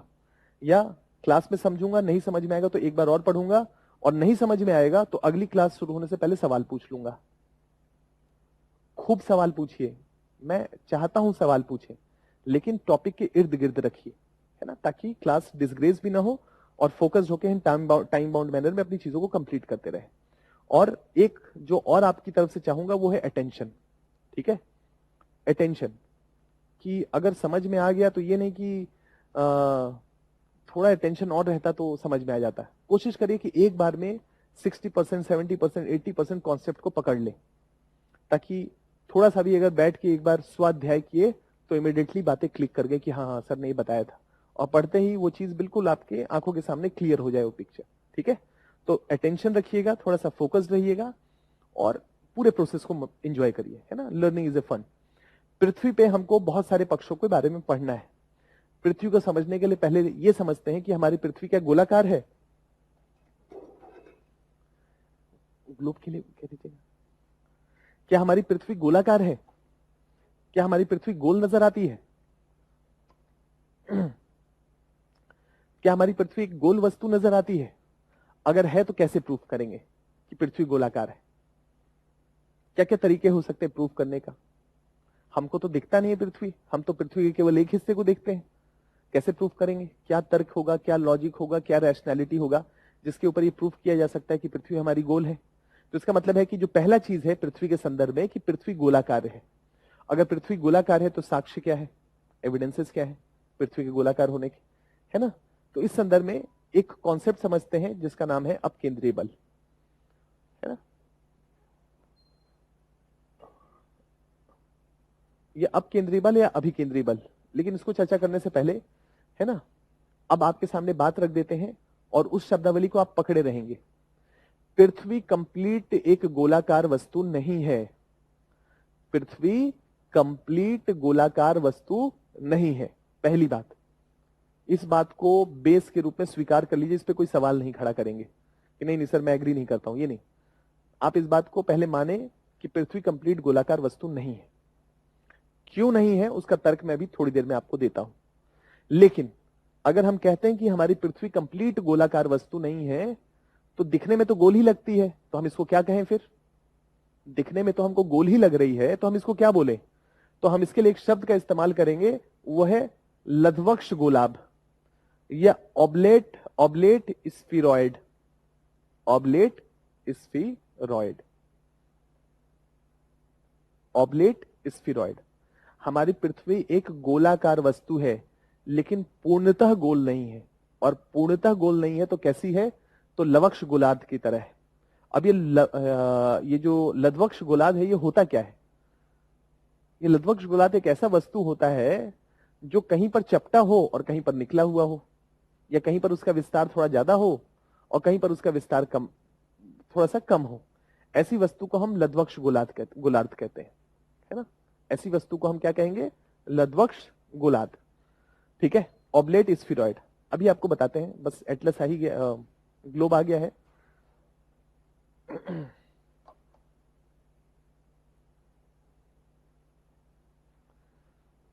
Thank you. ये है हमारा पृथ्वी, हमारा प्यारा सा पृथ्वी, ठीक है। अब ये जो हमारा पृथ्वी है, मैं ये कह रहा हूं कि ये कंप्लीटली गोलाकार वस्तु नहीं है ना। ये कंप्लीट गोलाकार वस्तु नहीं है। कहने का मतलब ये है कि ये जो हिस्सा है जो मैं पकड़ा हुआ हूं, यहां पर हमारी पृथ्वी थोड़ी बाहर की तरफ निकली हुई है। यहां पर हमारी पृथ्वी थोड़ी बाहर की तरफ निकली हुई है और ऊपर हमारी पृथ्वी थोड़ी सी चपटी है। ऐसी आकृति को लधवक्ष गोलार्ध या ऑब्लेट स्फीरॉइड के नाम से जानते हैं।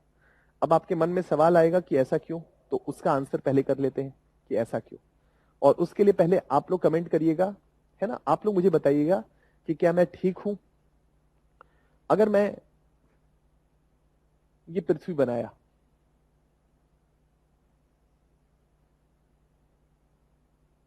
है ना, ये गोला बनाया और मैंने एक बीच से रेखा खींची,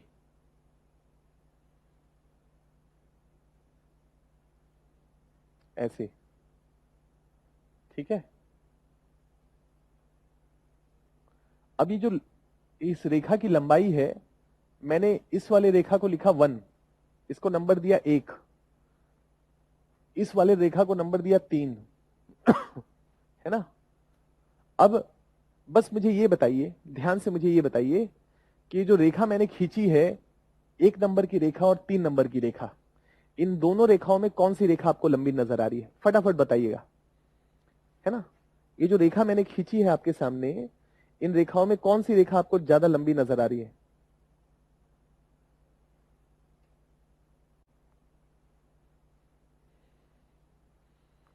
एक नंबर और 3 नंबर, ये जो रेखा है, ये जो लाइन है, इसमें कौन सी रेखा आपको ज्यादा लंबी नजर आ रही है? 1 नंबर की रेखा या 3 नंबर की रेखा?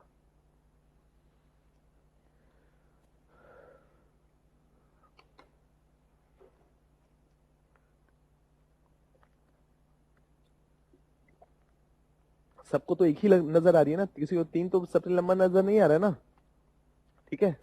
तो इसका मतलब है, ध्यान से मेरी बात को देखिए, जैसे ये पृथ्वी है, ऐसे ही मैंने बीच में एक रेखा बनाई है जिसको मैंने कहा कि ये सबसे लंबी रेखा है। आपने भी कहा कि बीच वाली रेखा सबसे लंबी रेखा है, अब तो कोई विवाद नहीं होगा। तीसरा वाला जो है वो सबसे छोटी रेखा है, इन यहां पर जो भी खींचा गया है। अब मुझे ये बताइए, ध्यान से मुझे ये बताइएगा, ये हमारी पृथ्वी है ना। मैं इसका आंसर आप लोगों से चाहता हूं। हमारे यहां दिन और रात इसलिए होता है, हमारे यहां दिन और रात इसलिए होता है क्योंकि शशि एक बार आइएगा। ये शशि हैं, ये सूर्य को पकड़े हुए हैं, ठीक है, और ये पृथ्वी है ना।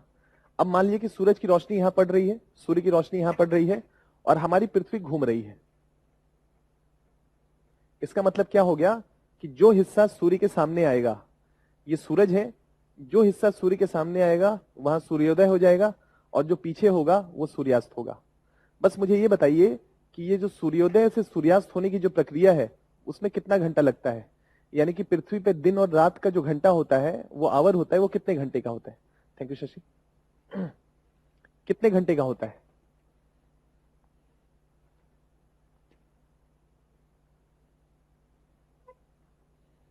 फटाफट बताइए। पृथ्वी पे जो दिन और रात होता है 24 घंटे का होता है। आंसर आया? आप ये मत सोचिएगा सर क्या सवाल पूछ रहे हैं, क्योंकि मेरा जो सवाल आने वाला है ना उसकी अगर कड़ी को आप भूल गए तो आंसर नहीं कर पाएंगे। 24 घंटे का होता है। अरे दुर्गेश जी ने बिल्कुल स्पेसिफिक होके 23 घंटे 56 मिनट, ठीक है। 24 घंटे दिन और रात मिला के पूरा एक, जो हम कह सकते हैं कि एक दिन कितने का होता है विद इन, मतलब 24 घंटे का दिन और रात हो गया ना दोनों मिला के, तो 24 आवर्स हो गया। अब मुझे बताइएगा ध्यान से, जो मैं सवाल आपसे पूछना चाहता हूं अब दोबारा से आप लोग आंसर करें। अगर ये हमारी पृथ्वी है, ये हमारी पृथ्वी है, ये हमारी पृथ्वी पश्चिम से पूरब दिशा में घूम गई, क्लियर है? और आप लोगों ने कहा था अभी थोड़ी देर पहले मुझे कि ये वाली रेखा सबसे ज्यादा लंबी है, ये वाली रेखा सबसे ज्यादा लंबी है, ये वाली रेखा सबसे ज्यादा छोटी है, अभी आपने कहा था। और हमको मालूम है कि ये पूरी की पूरी पृथ्वी का ये जो रेखा है ये 24 घंटे में घूम जाता है। ये पूरी की पूरी रेखा सबसे ज्यादा घूम जाती है ना, यही तो आप लोगों ने कहा था कि पूरी की पूरी रेखा सबसे ज्यादा ये पूरा का पूरा पृथ्वी घूम जाता है। इसका मतलब है कि पृथ्वी यहां पर इतना घूमता है और पृथ्वी यहां पर इतना घूमता है। तो अब मुझे आप ये बताइए कि इन दोनों रेखाओं को देखते हुए इसको इतना कवर करने में भी 24 घंटा लगता है और इतना कवर करने में भी 24 घंटा लगता है। तो मैं आपसे जानना चाहता हूं कि अगर ये छोटी रेखा है, ये लंबी रेखा है और दोनों को कवर करने में 24 घंटे लगते हैं, तो मेरा सवाल ये है कि गति कहां पर ज्यादा है? आपको क्या लगता है गति कहां पर ज्यादा है? एक पे गति ज्यादा है या तीन पे गति ज्यादा है? अब इस सवाल का आंसर करिए आप। अब आपको क्या लग रहा है कहां पर गति ज्यादा होगी? एक पे गति ज्यादा होगी या तीन पे गति ज्यादा होगी? आराम से सोचिए और सोच के बताइए, यहां गलती करने का स्कोप नहीं है अब आपकी तरफ से। गंभीरता से लीजिए और आराम से आंसर करिए। कहां पर गति ज्यादा होगी? क्योंकि 24 घंटे में एक भी घूमा और 24 घंटे में तीन भी घूमा।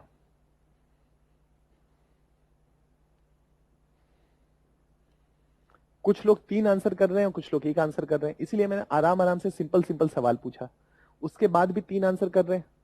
24 घंटे में 24 घंटे में इस रेखा को यहां से यहां तक लाया गया और एक वाली रेखा को 24 घंटे में यहां से यहां लाया गया। ये लंबी रेखा है तो गति यहां ज्यादा नहीं होगी?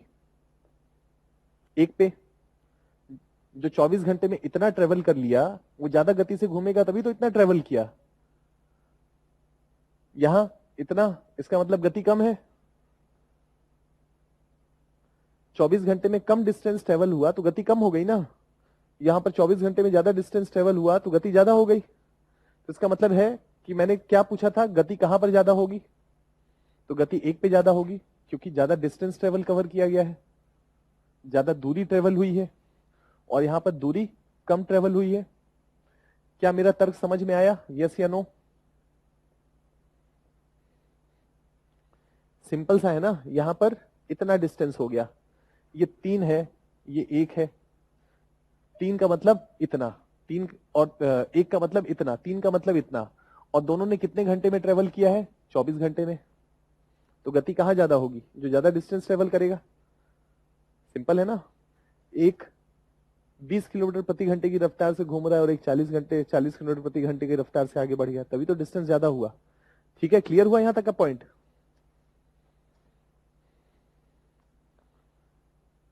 इसलिए कहता हूं एकदम ध्यान से सुनिएगा बात को। 24 घंटे तक जब पूछा कि दिन और रात कितना होता है तो 24 घंटे, वहां तक तो ठीक हुआ। लेकिन यहां से यहां बस एक बात कहा तो यहां पर आप लोग घूम गए। 24 घंटे में इतना डिस्टेंस, 24 घंटे में इतना डिस्टेंस, कौन सा लॉजिक है? इतना सिंपल सा तो बात है। इसको मिटा दीजिए ना, अगर ज्यादा दिक्कत हो रहा है तो इसको मिटा दीजिए। ये लीजिए, इसको मिटा दीजिए, इन किनारों को मिटा दीजिए, इन किनारों को मिटा करके अब सोचिए कि 24 घंटे में ये यहां से यहां आ गया और ये यहां से यहां आ गया, ये लंबी रेखा है तो 24 घंटे में ये ज्यादा लंबा डिस्टेंस ट्रेवल किया, ये 24 घंटे में कम डिस्टेंस ट्रेवल किया, तो ज्यादा डिस्टेंस ट्रेवल किया करेगा वहां गति ज्यादा होगी, जो कम डिस्टेंस ट्रेवल करेगा वहां गति कम होगी। सिंपल सा तो लॉजिक है, कोई ऐसा मुश्किल काम भी तो नहीं बता रहे। क्लियर है? इतनी बात समझ में आ गई? अब जो बताना चाहता हूं वो समझिए।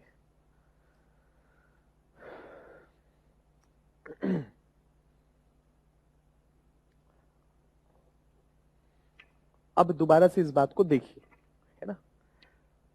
हमको मालूम है कि बीच में जो सबसे लंबी रेखा है, जहां पर ये छोटी रेखा है तो वहां गति कम है, जहां लंबी रेखा है वहां पर गति ज्यादा है।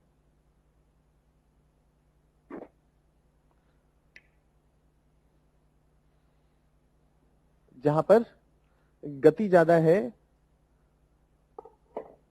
वो बीच का हिस्सा है। अब ध्यान से आप इस इमेज को देखें, अब ध्यान से इस इमेज को देखिए।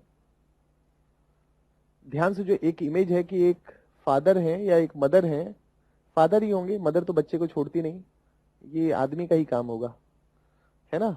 तो ये फादर है, ये बच्चा घूम रहा है इसमें और बच्चा घूमने के बाद नीचे गिर गया, गोल गोल घूम रहा है और घूमने के बाद नीचे गिर गया, है ना। मदर ही लग रही है यार, गड़बड़ हो गया थोड़ा। ठीक है, तो यहां पर जो है वो ये है कि ये बच्चे को घुमाया जा रहा है गोल गोल, और जैसे ही उसकी मदर ने या फादर ने छोड़ा वैसे ही वो बच्चा गिर गया। ठीक है, ये प्रक्रिया होती है। कभी भी आप भी अगर दो लोग हाथ पकड़ के गोल गोल घूमेंगे और अचानक छोड़ेंगे तो आप उसी दिशा में, जिस दिशा में घूम रहे उसी दिशा में फेंक दिए जाते हैं, उसी दिशा में थ्रो कर दिए जाते हैं। ठीक है, यहां तक इतनी बात को ध्यान में रखिए, इतनी बात को पकड़ लीजिए। अब मैं आपसे सवाल पूछता हूं, दोबारा से मैं आपसे सवाल पूछ रहा हूं और आप आंसर करें, है ना। ये टॉपिक क्लियर हो जाएगा। ये हमारी पृथ्वी है ना, ये हमारा पृथ्वी है। हमको मालूम है कि ये वाली रेखा लंबी है और ये वाली रेखा लंबी है, तो यहां गति सबसे ज्यादा है, गति सबसे ज्यादा है। यहां पर गति कम है, यहां पर गति कम है, क्योंकि ये रेखा मतलब 24 घंटे में केवल इतना ही घूमना है, पृथ्वी ऐसे घूम के केवल इतना ही डिस्टेंस ट्रेवल की, यहां पर इतना, तो यहां गति सबसे ज्यादा है। अब ये जो प्रक्रिया आपने अभी इमेज में देखा था, जहां पर एक बच्चा गिर गया, मतलब एक मदर या फादर उसको घुमा रहे थे और घुमाने के बाद उसको छोड़ दिए तो बच्चा छिटक के बाहर निकल गया। मुझे आप ये बताइए कि अगर इस बच्चे को इस रेखा पे रख के घुमाया जाता, विश्वत रेखा पे, या यहां पर इस रेखा का नंबर मैं 1 दे देता हूं, या यहां पर रेखा का नंबर 3 दे देता हूं, है ना, आपको क्या लगता है इन दोनों रेखाओं पे अगर बच्चे को किस रेखा पे रखा जाता तो ज्यादा दूर तक फेंक दिया जाता, बेचारा वो बच्चा ज्यादा दूर तक वो थ्रो किया जाता? 1 पे या 3 पे? 1 पे या 3 पे? जितना बताए हैं उसी लॉजिक से सोचिए। आपको क्या लगता है, ये जो बच्चा है, अगर ये बच्चा इस रेखा पे होता, 1 नंबर की रेखा पे या 3 नंबर की रेखा पे, तो कहां ज्यादा दूर तक फेंक दिया जाता, 1 पे या 3 पे?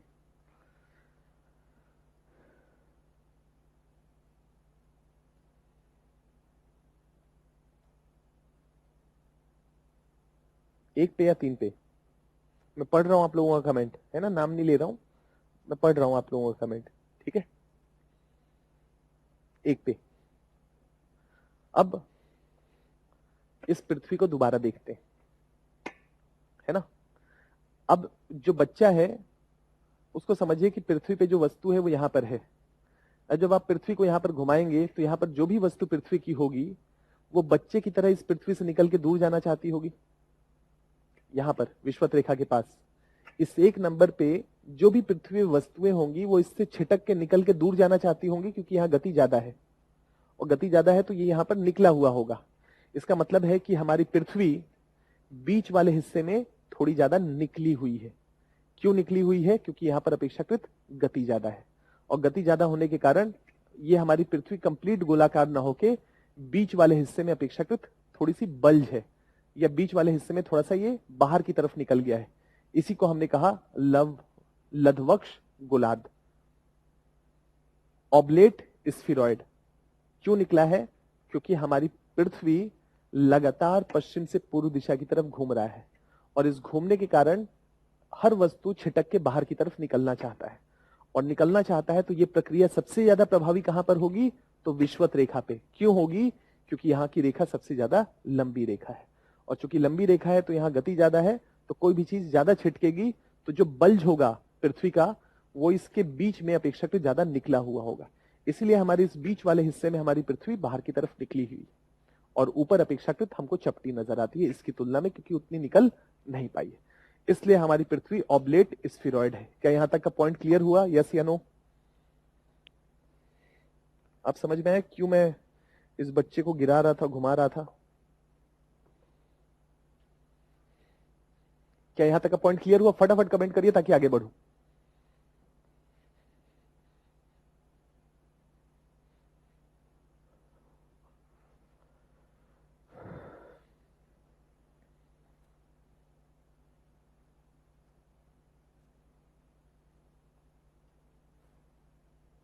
गति ज्यादा होने के कारण निकली हुई है दुर्गेश जी, गति ज्यादा होने के कारण थोड़ा बल्ज हो गया है, नहीं तो नॉर्मल रहता। थोड़ा वहां से बाकी की तुलना में ज्यादा निकला हुआ है क्योंकि वहां पर लंबाई ज्यादा थी। ठीक है, क्लियर हो गया?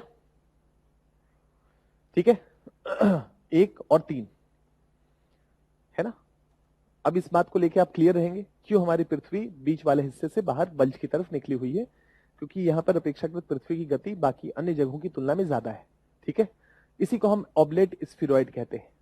और अब सवाल ये उठता है कि ये जो बल कार्य कर रहा था जिसने इसको बाहर की तरफ बल्ज क्रिएट किया, इसी बल को हम कहते हैं अपकेंद्रीय बल। इसी बल को हम क्या कहते हैं? इसी बल को हम कहते हैं अपकेंद्रीय बल। इसी बल को हम क्या कहते हैं? अपकेंद्रीय बल। मतलब पृथ्वी से कोई चीज छिटक के बाहर जाना चाहती है, इसलिए इस बल को हम कहते हैं अपकेंद्रीय बल। अब मैं यहां पर आपके सामने ऑप्शन दे रहा हूं A B C D, है ना। ये अपकेंद्रीय बल क्यों कार्य करता है, या ये अपकेंद्रीय बल क्यों जनरेट होता है? ये अपकेंद्रीय बल क्यों जनरेट होता है उसका कारण मैं 3-4 आपके सामने रखता हूं। चलिए 3 ही कारण रखता हूं। पहला कारण, हमारी पृथ्वी सूर्य के चारों ओर घूम रही है। सूर्य की परिक्रमा लगा रही है।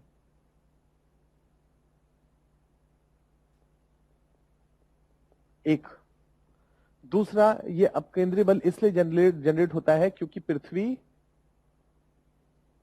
अपने अक्ष पर घूम रही है।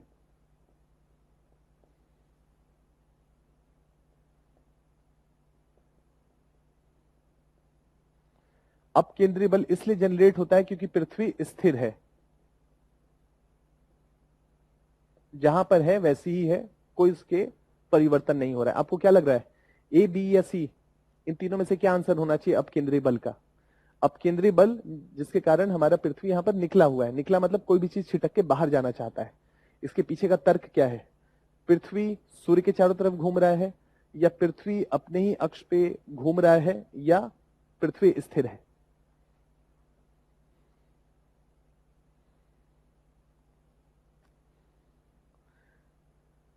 ठीक है, सबका आंसर बी आ गया, इसका मतलब सबको समझ में आ गया। आगे बढ़ते हैं अब इस पे तो कोई डाउट रहा ही नहीं। ये कॉन्सेप्ट है पृथ्वी के गोलाकार होने के साक्ष्य। तो क्यों है गोलाकार? क्योंकि ऑब्लेट स्फीरॉइड है। क्यों ऑब्लेट स्फीरॉइड है? क्योंकि उस पे अपकेंद्रीय बल कार्य करता है। क्यों अपकेंद्रीय बल कार्य करता है? क्योंकि पृथ्वी अपने अक्ष पे घूम रही है। अपना अक्ष का मतलब है कि जो बीच की एक रेखा आप देख रहे हैं अंदर, जो नजर नहीं आ रहा है, इस ऊपर और दक्षिण, उत्तर और दक्षिण वाले हिस्से को मिला रहा है, ये हो गया अक्ष। ये एक अक्ष हो गया, इस अक्ष पे घूम रही है। अगर पृथ्वी अपने अक्ष पे नहीं घूमता तो इस घूर्णन के कारण जो एक बल जनरेट होता है वो बल पैदा नहीं होता।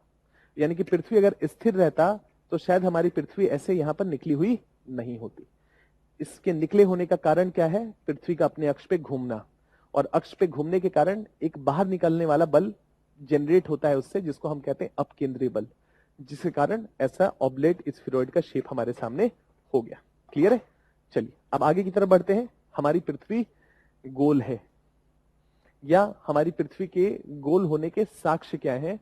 तो एक साक्ष्य ये भी है कि इस पे हमारी पृथ्वी कंप्लीट गोलाकार ना होकर एक ऐसी स्थिति में है। और क्यों ऐसी स्थिति में है? तो उसके पीछे का कारण है अपकेंद्रीय बल। चलिए मूव करते हैं आगे। ठीक है, तो हमारा पृथ्वी कंप्लीट गोलाकार ना होके ऑब्लेट स्फीरॉइड है। और क्यों है उसके पीछे का तर्क हम लोगों ने देख लिया।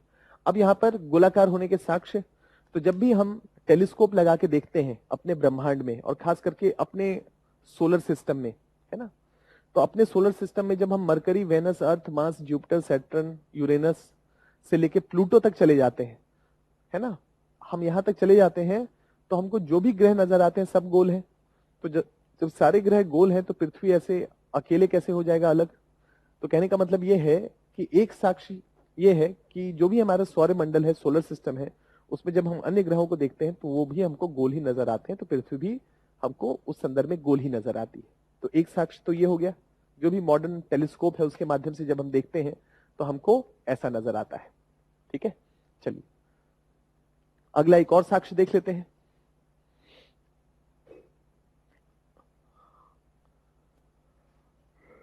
एक और साक्ष्य देखते हैं कि पृथ्वी हमारी गोल क्यों है। अच्छा, एक दो सवाल आ गए हैं, उन क्वेश्चंस को लेते हैं फिर आगे बढ़ते हैं। सेंटर में ही क्यों है ज्यादा गति? क्योंकि पृथ्वी की लंबाई सबसे ज्यादा है वहां पर, है ना, और पृथ्वी हमारे अक्ष पे घूम रही है इसलिए सबसे ज्यादा गति है, वही रीजन है। बलराम सर, पृथ्वी के घूमने का क्या कारण है? पृथ्वी के घूमने का कारण ऊर्जा है, एनर्जी है, जो आपको दिख नहीं रहा है। अब लग रहा होगा सर ने क्या बोल दिया, है ना, लेकिन सवाल अच्छा है। पृथ्वी के घूमने का कारण क्या है ना। बलराम का सवाल बहुत ही ज्यादा दूर तक जाता है, ब्रह्मांड के दूसरे कोने तक ये सवाल जाता है। सीरियसली कह रहे हैं इस बात को, मतलब इसको गंभीरता से लीजिएगा। ब्रह्मांड के दूसरे हिस्से तक जाता है, इसलिए ऐसा हो रहा है। ठीक है, आपका सवाल बड़ा है। ठीक है, आपका सवाल बड़ा है। अब इस सवाल का आंसर सवाल से, सवाल का आंसर सवाल से कैसे? अब ये सवाल बड़ा इंटरेस्टिंग है। ठीक है, ऐसे अगर ब्रह्मांड की क्लास में सवाल पूछते तो ज्यादा सही था, मतलब ब्रह्मांड में इसका आंसर संभवतः मिल जाता आपको, लेकिन आपने पूछा है और उत्सुकता का सवाल है, तो मैं आंसर तो करूंगा, है ना, क्योंकि मुझे मालूम है कि बड़ी उत्सुकता से आपने ये सवाल पूछा है। पृथ्वी के घूमने का कारण क्या है? तो पहले मुझे ये बताइए आप, है ना, आराम से सोच के बताइए कि जितने भी ग्रह आपको नजर आ रहे हैं, ध्यान से आप देखिए, इन ग्रहों को देखते हैं, ये सारे ग्रहों को देखिए आप, ये सारे जो ग्रह आपके सामने नजर आ रहे हैं,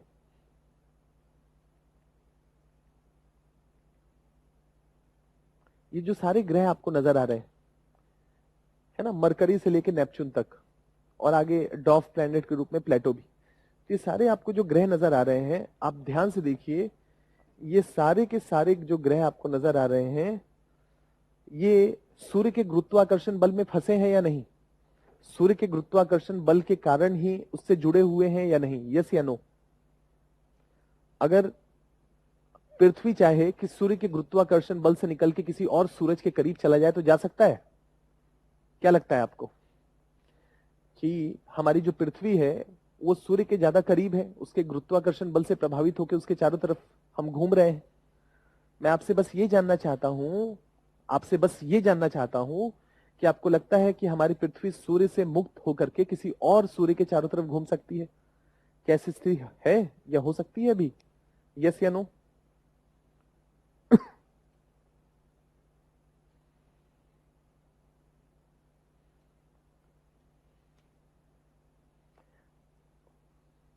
अभी आप लोग आंसर मत करिए, बस जो सवाल पूछ रहे हैं उतना ही उतना आंसर करते चलिए। फिर आप लोग दिमाग लगाएंगे कहीं डार्क मैटर तो एंटी मैटर, हाँ अभी उसको भूल जाइए ना 1 मिनट के लिए। बस आप लोग जो सवाल पूछ रहे हैं उसका आंसर करिए। नहीं जा सकती है क्योंकि सूर्य के गुरुत्वाकर्षण बल में फंसे हुए हैं, है ना। अब इसका मतलब है कि हम सूर्य के गुरुत्वाकर्षण बल में तो है। अब मुझे ये बताइए इसी सवाल के आंसर के रूप में कि हमारी पृथ्वी, पहले आप लोग ये बताइए कि हमारा जो अर्थ है वो वेस्ट टू ईस्ट घूमता है या ईस्ट टू वेस्ट घूमता है? वेस्ट टू ईस्ट पश्चिम से पूरब दिशा की तरफ घूमता है या पूरब से पश्चिम दिशा की तरफ घूमता है? ए या बी करके ये है।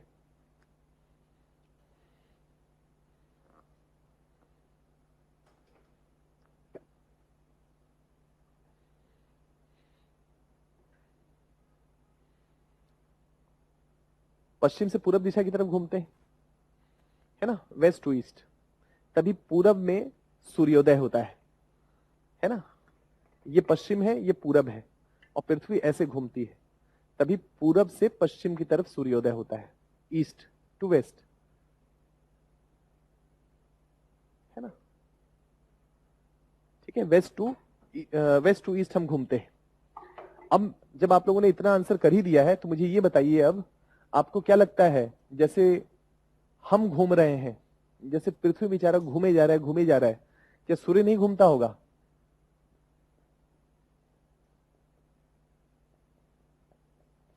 जैसे पृथ्वी अपने अक्ष पे घूम रहा है, जैसे पृथ्वी अपने अक्ष पे घूम रहा है, आपको लगता है सूर्य भी अपने अक्ष पे घूम रहा है? यस या नो?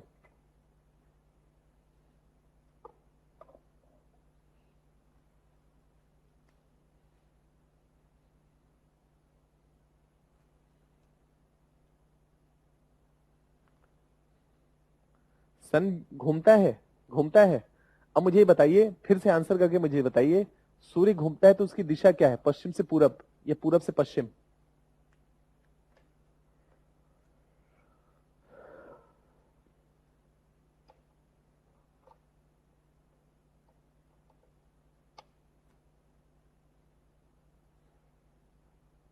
पंकज घूमता है, ठीक है। आलम घूमता है, पृथ्वी भी घूमता है, ऑप्शन नहीं है। जड़ता जो है वो समझ लीजिए कि जीवन का अंत है। जड़ नहीं होना है, गतिमान होना है, गति ही जीवन है। कोई चीज रुक जाएगा, थम जाएगा तो वो जड़ हो जाएगा, जीवंतता खत्म हो जाएगी, यही जीवन का सत्य है। तो गतिमान तो होना पड़ेगा, बिना गति के तो जीवन नहीं, तो गति तो है। अब सवाल ये है आपसे कि वेस्ट टू ईस्ट या ईस्ट टू वेस्ट?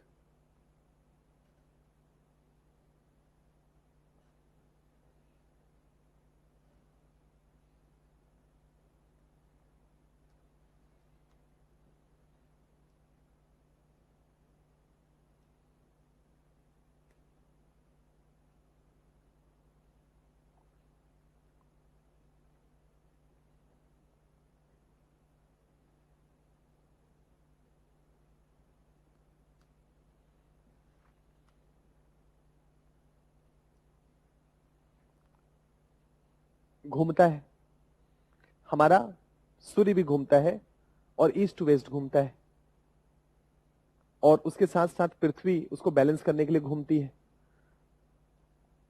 अब जैसे हम पृथ्वी होने के नाते सूर्य के चारों तरफ परिक्रमा लगाते हैं, वैसे इमेजिन करिए क्या सूर्य भी किसी का परिक्रमा लगाता होगा क्या?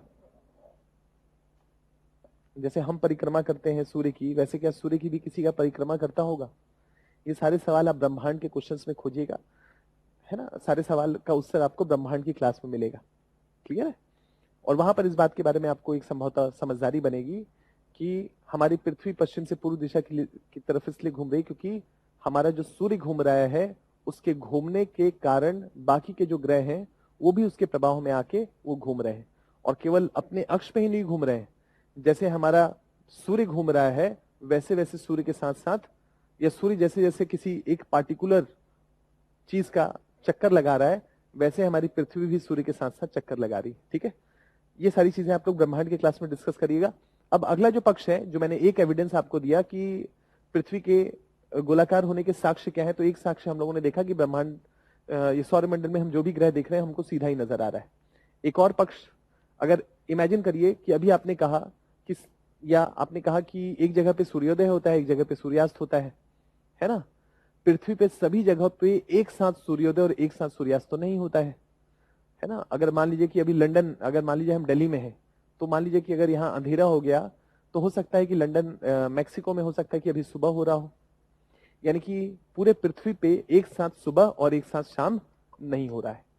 इमेजिन करिए कि अगर हमारा पृथ्वी डस्टर होता, हमारा पृथ्वी अगर ये डस्टर होता, बिल्कुल एक समतल मैदान होता, बिल्कुल एकदम सपाट एक मैदान होता, तो अगर ये समतल होता तो यहां सूर्योदय होता और पूरे पृथ्वी पे एक साथ सूर्योदय हो जाता, सूर्यास्त होता तो पूरे पृथ्वी पे एक साथ सूर्यास्त हो जाता। अगर ये समतल या सपाट या चपटा होता, चपटा होता तो सूर्य निकला और सब जगह पे सूर्योदय, सूर्य नीचे गए, इस हॉरिजॉन लाइन के नीचे चले गए, सब जगह पे सूर्यास्त। लेकिन ऐसा तो होता नहीं है, सब जगह पे एक साथ सूर्योदय और सूर्यास्त नहीं होता है। इसका मतलब है कि पृथ्वी ऐसी है। अगर पृथ्वी ऐसा होता तो सूरज यहां से निकलता, सब जगह पे सूर्योदय सूर्यास्त। लेकिन हमारी पृथ्वी ऐसी है तो यहाँ सूरज है जो सामने आ गया, वहां सूर्योदय, जो पीछे चला गया वो सूर्यास्त। इसका मतलब है कि पृथ्वी पे एक साथ सूर्योदय और सूर्यास्त नहीं होता है। ये भी इस बात का प्रमाण है, इस बात का प्रूफ है, जो बताता है कि पृथ्वी हमारी चपटी नहीं है, पृथ्वी हमारी गोलाकार है। क्योंकि गोलाकार वस्तु या ऐसे एक ओब्लाइट स्फीरॉइड्स ऑब्जेक्ट पे ही एक ऐसी स्थिति बन सकती है जहां पर सब जगह एक समान सूर्योदय नहीं होगा, अलग अलग जगह पे अलग अलग समय में सूर्योदय होगा। क्यों? क्योंकि हमारी पृथ्वी गोल है। समपल होती, चपटी होती, स्ट्रेट होती तो सब जगह पे एक साथ सूर्योदय और एक जगह पे सूर्यास्त होना था।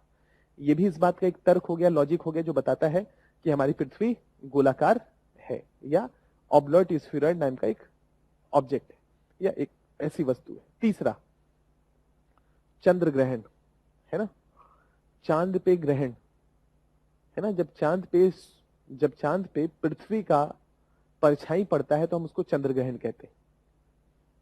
क्लियर है? जब चांद पे पृथ्वी का परछाई पड़ता है तो हम उसको चंद्र ग्रहण करते हैं। और मान लीजिए कि आप दोपहर के समय में या सुबह के समय में, जब आप जैसा परछाई होगा वैसे ही तो नजर आएंगे। ऐसा तो नहीं कि हमारी परछाई लंबी है और हम गोलू गोलू से नजर आए, ऐसा तो नहीं होगा। कहने का ये मतलब ये है कि जैसी परछाई है वो उसी वक्त, जैसा वो वस्तु होगा वैसी उसकी परछाई होगी। तो चंद्र ग्रहण के समय जब हम परछाई को देखते हैं, मतलब चांद पे जो पृथ्वी का परछाई पड़ता है वो गोलाकार होता है। तो वैसी स्थिति में हम उस परछाई को देख के ये अनुमान लगा सकते हैं, एक निर्णय तक पहुंच सकते हैं कि कोई गोलाकार वस्तु का ही परछाई गोलाकार होगा, है ना। तो एक ये भी है, इस बात को भी, ये भी एक बात को, ये भी एक तर्क है जो प्रूफ करता है कि हमारी पृथ्वी गोलाकार है।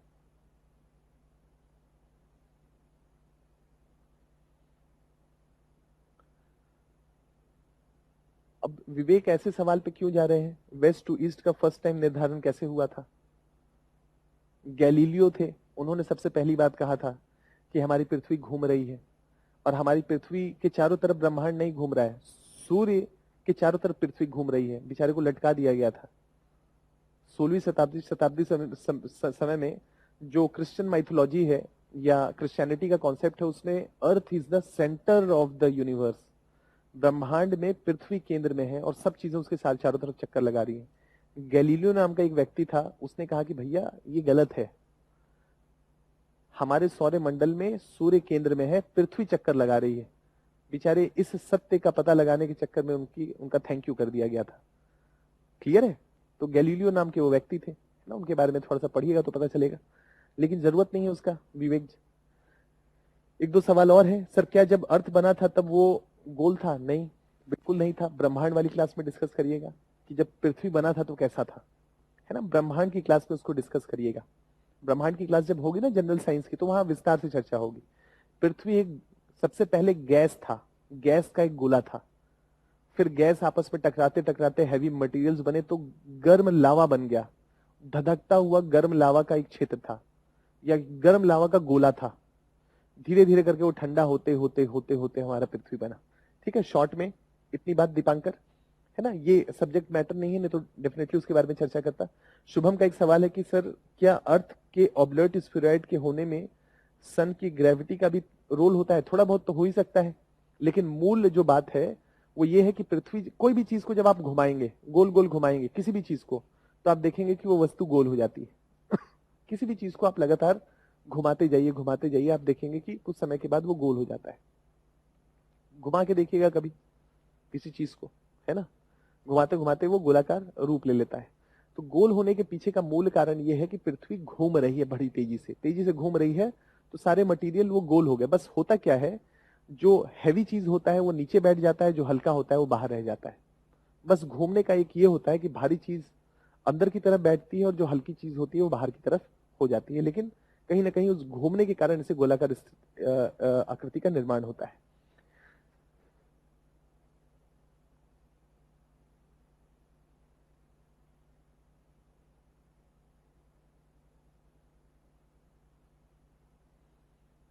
ठीक है रवि, आकाश गंगा के केंद्र का घूर्णन करता है, वहां पर एक ब्लैक होल है। ठीक है, अब इस सब चीज की चर्चा आप ब्रह्मांड की क्लास में विस्तार से करिएगा। विश्वास रखिए, विस्तार से ब्रह्मांड में black hole, antimatter, dark matter, neutrino, dwarf star, है ना, अलग अलग चीजों के बारे में विस्तार से चर्चा होगी। अब उसको छोड़ दीजिए, बस यहां तक फोकस करिए कि क्या है ये बात, है ना। तो यहाँ पर इमेज के माध्यम से देखिए कि पृथ्वी का जो प्रकाश है वो सूरज पे पड़ा और वो गोलाकार है, तो एक ये तर्क हो गया कि हमारी पृथ्वी जो है वो गोलाकार वस्तु है।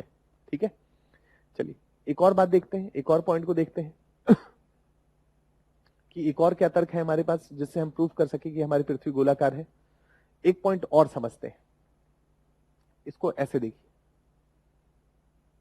ये एक इमेज है आपके सामने, देखिए कभी भी आप, जब भी आप जब भी आप किसी तटीय इलाकों में हो, कोस्टल एरिया में हो और बहुत दूर आप समुद्र में देख रहे हो, और कभी भी जब जहाज आता हुआ आपको नजर आएगा तो कभी भी आपको पूरा जहाज नजर नहीं आएगा। जो सबसे दूर दूर में आप जहाज देख रहे होंगे, उस जहाज का पूरा हिस्सा आपको कभी भी नजर नहीं आएगा। सबसे पहले जहाज का सबसे ऊंचा हिस्सा आपको नजर आता है और धीरे धीरे धीरे धीरे करके जहाज का पूरा हिस्सा नजर आता है। कभी इस बात को देखिएगा, क्यों? क्योंकि हमारी पृथ्वी कुछ ऐसी है। सपोज मान लीजिए कि ये पानी है और हम यहां खड़े हैं, मान लीजिए कि हम यहां खड़े हैं सपोज, या हमारा होरिजन यहां तक है, मैं यहां पर खड़ा हूं सपोज मान लीजिए, तो मैं ऐसे देख सकता हूं। अब यहां पर जब ये जहाज आएगा तो मेरा हॉरिजन यहां पर है, यहां तक मैं देख पा रहा हूं, तो सबसे पहले जहाज का जो बाहर वाला हिस्सा है वो मुझे नजर आएगा। जैसे जैसे ये इस हॉरिजन के नीचे पूरा का पूरा जहाज आता चला जाएगा, वैसे वैसे मुझे पूरा जहाज नजर आएगा। लेकिन दूर से जब मुझे देखूंगा तो मुझे ये हिस्सा नजर ना आके केवल इतना हिस्सा नजर आएगा। क्यों? हमारी पृथ्वी ऐसी एक कर्व में है, कर्व में कोई वस्तु आती है ऐसे तो उसका सबसे ऊपर वाला हिस्सा नजर आएगा, फिर धीरे धीरे करके वो आएगा तो उसका बाकी वाला हिस्सा नजर आएगा। इसका मतलब है हम अपने अनुभव से भी इस बात को बता सकते हैं कि दूर समुद्र में जब भी कोई एक जहाज आता है तो कभी भी हम उसके सबसे नीचे वाले हिस्से को पहले नहीं देखते हैं, उसके सबसे ऊंचे वाले हिस्से को पहले देखते हैं। और बाद में जैसे जैसे वो करीब आता है और हमारे हॉरिजन के नीचे आता है वो पूरा हिस्सा, तब हमको पूरा जहाज नजर आता है। वो इसी बात को बताता है कि अगर पृथ्वी समतल होती, सपाट होती, है ना, चपटी होती, तो हमको एक ही बार में पूरा का पूरा जहाज नजर आता, लेकिन ऐसा होता नहीं है। कभी भी सबसे एक्सट्रीम में, सबसे दूर में अगर कोई जहाज है तो हमको हमेशा उसका पहले सिरा, उसका ऊपर वाला हिस्सा नजर आएगा और धीरे धीरे करके हमको उसको बाकी का हिस्सा नजर आएगा। ये तभी संभव है जब पृथ्वी एक गोलाकार वस्तु है। चपटी होती, सपाट होती तो एक ही बार में हमको उसको सारा हिस्सा नजर आता। क्लियर है? तो एक ये भी पक्ष है, इस बात को भी आपको ध्यान रखना है। ये भी इस बात को बताता है कि पृथ्वी एक गोलाकार वस्तु है।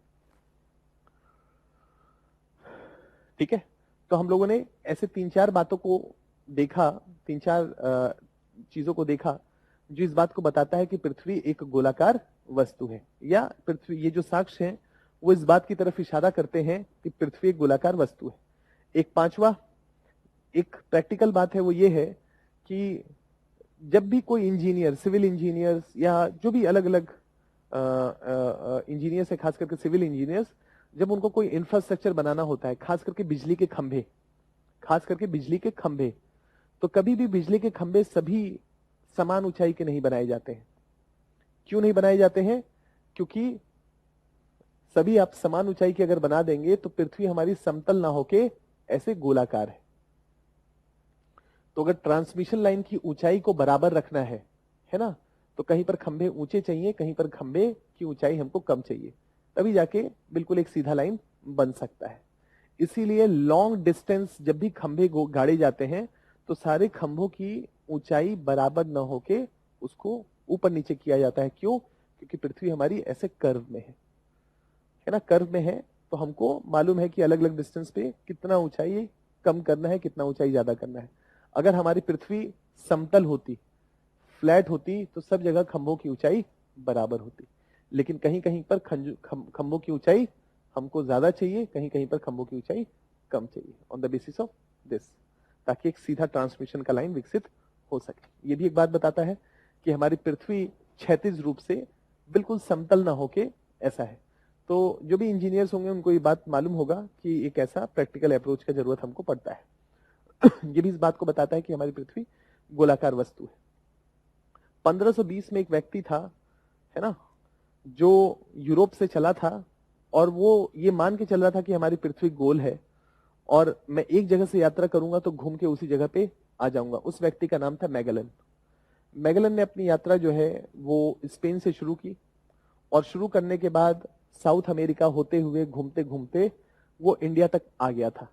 थोड़ा सा और आगे चलता तो वो दोबारा से सरविले के पास पहुंच जाता, है ना, दोबारा अपने उसी स्पेन जिस देश से वो निकला था वहीं पर वो पहुंच जाता।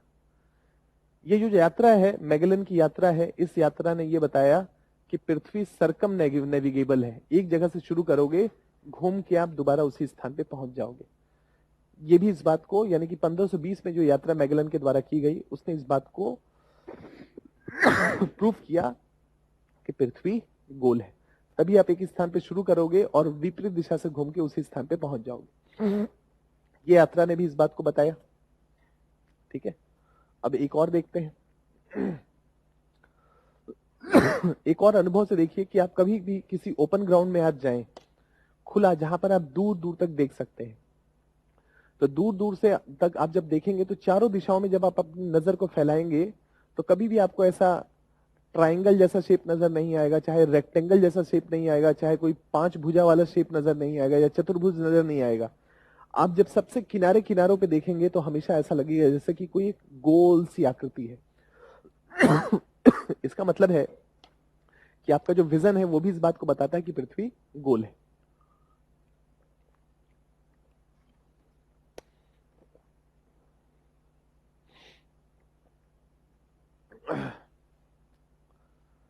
इसके अलावा राकेश शर्मा जब चांद पे गए, मतलब जब मिशन भेजा गया, तो वहां से भी पृथ्वी गोल ही नजर आ रही थी। यानी कि जब हम ब्रह्मांड से, स्पेस से जब पृथ्वी को देखते हैं तो हमारी पृथ्वी गोलाकार ही नजर आती है। ऐसा नजर आता है हमारा पृथ्वी। यानी कि जब हम बाहर से, यानी कि जब हम ब्रह्मांड या चांद से या उसके बाहर जाते हैं स्पेस में, तो हमारी पृथ्वी कुछ ऐसी नजर आती है। ये भी इस बात का प्रूफ है कि हमारी पृथ्वी गोल है, यह एक गोलाकार वस्तु है। ठीक है, ये कुछ प्रूफ और हो गए। तो कुल मिला के हम लोगों ने 7-8 ऐसे तर्कों को देखा, ऐसे एविडेंसेस को देखा जो इस बात को बताता है कि हमारी पृथ्वी गोल है। क्लियर है? आज इतना ही रहने देते हैं। 6:30 बजे तक आज क्लास थी। कल नेक्स्ट क्लास में इसको कंटिन्यू करते हैं कि पृथ्वी के गोलाकार होने के साक्ष्य के अलावा पृथ्वी की विशिष्टता क्या है, पृथ्वी यूनिक कैसे है, इसका यूनिक पैटर्न कैसे है ना, ये अपने आप में विशिष्ट कैसे है। तो नेक्स्ट क्लास में यहीं से इसको कंटिन्यू करेंगे, इन्हीं को देखेंगे। अगर कोई सवाल आप लोगों का है तो पूछ लें। 1-2 सवाल आए हैं। आलम का एक सवाल आया है कि अर्थ घूमती है तो हमें पता क्यों नहीं चलता है सर? क्योंकि हम भी उसी गति से घूमते हैं। जिस गति से पृथ्वी घूम रही है उसी गति से हम घूम रहे हैं, और उसके गुरुत्वाकर्षण बल में बंधे होने के कारण हम चुंबक की तरह से चिपके हुए हैं, तो हमको महसूस नहीं होता है। क्लियर है? नहीं तो हमको महसूस होता। ठीक है। योगिता का सवाल है कि सर मून एंड सन भी तो ईस्ट से वेस्ट घूमता होगा या वेस्ट से ईस्ट? सन भी घूमता है और मून भी घूमता है, ईस्ट से वेस्ट की तरफ घूमता है। चांद भी घूमता है, चांद भी घूमता है, और चांद पश्चिम से पूरब दिशा की तरफ घूमता है जैसे पृथ्वी घूमती है। क्लियर? बाकी आके चर्चा और टाइड्स वाली क्लास में करेंगे, है ना, या ज्वार भाटा वाली क्लास में चांद के बारे में और विस्तार से चर्चा करेंगे कि हमारा चांद कैसा है ना, ये चांद की प्रॉपर्टीज कैसी। ठीक है, इतना ही रहने देते हैं, और कल की क्लास में नेक्स्ट क्लास में पृथ्वी की विशेषता के संदर्भ में चर्चा करेंगे। अगर और कोई सवाल हो तो पूछ लें। ठीक है, चलिए तो नेक्स्ट क्लास में मिलते हैं। All the best.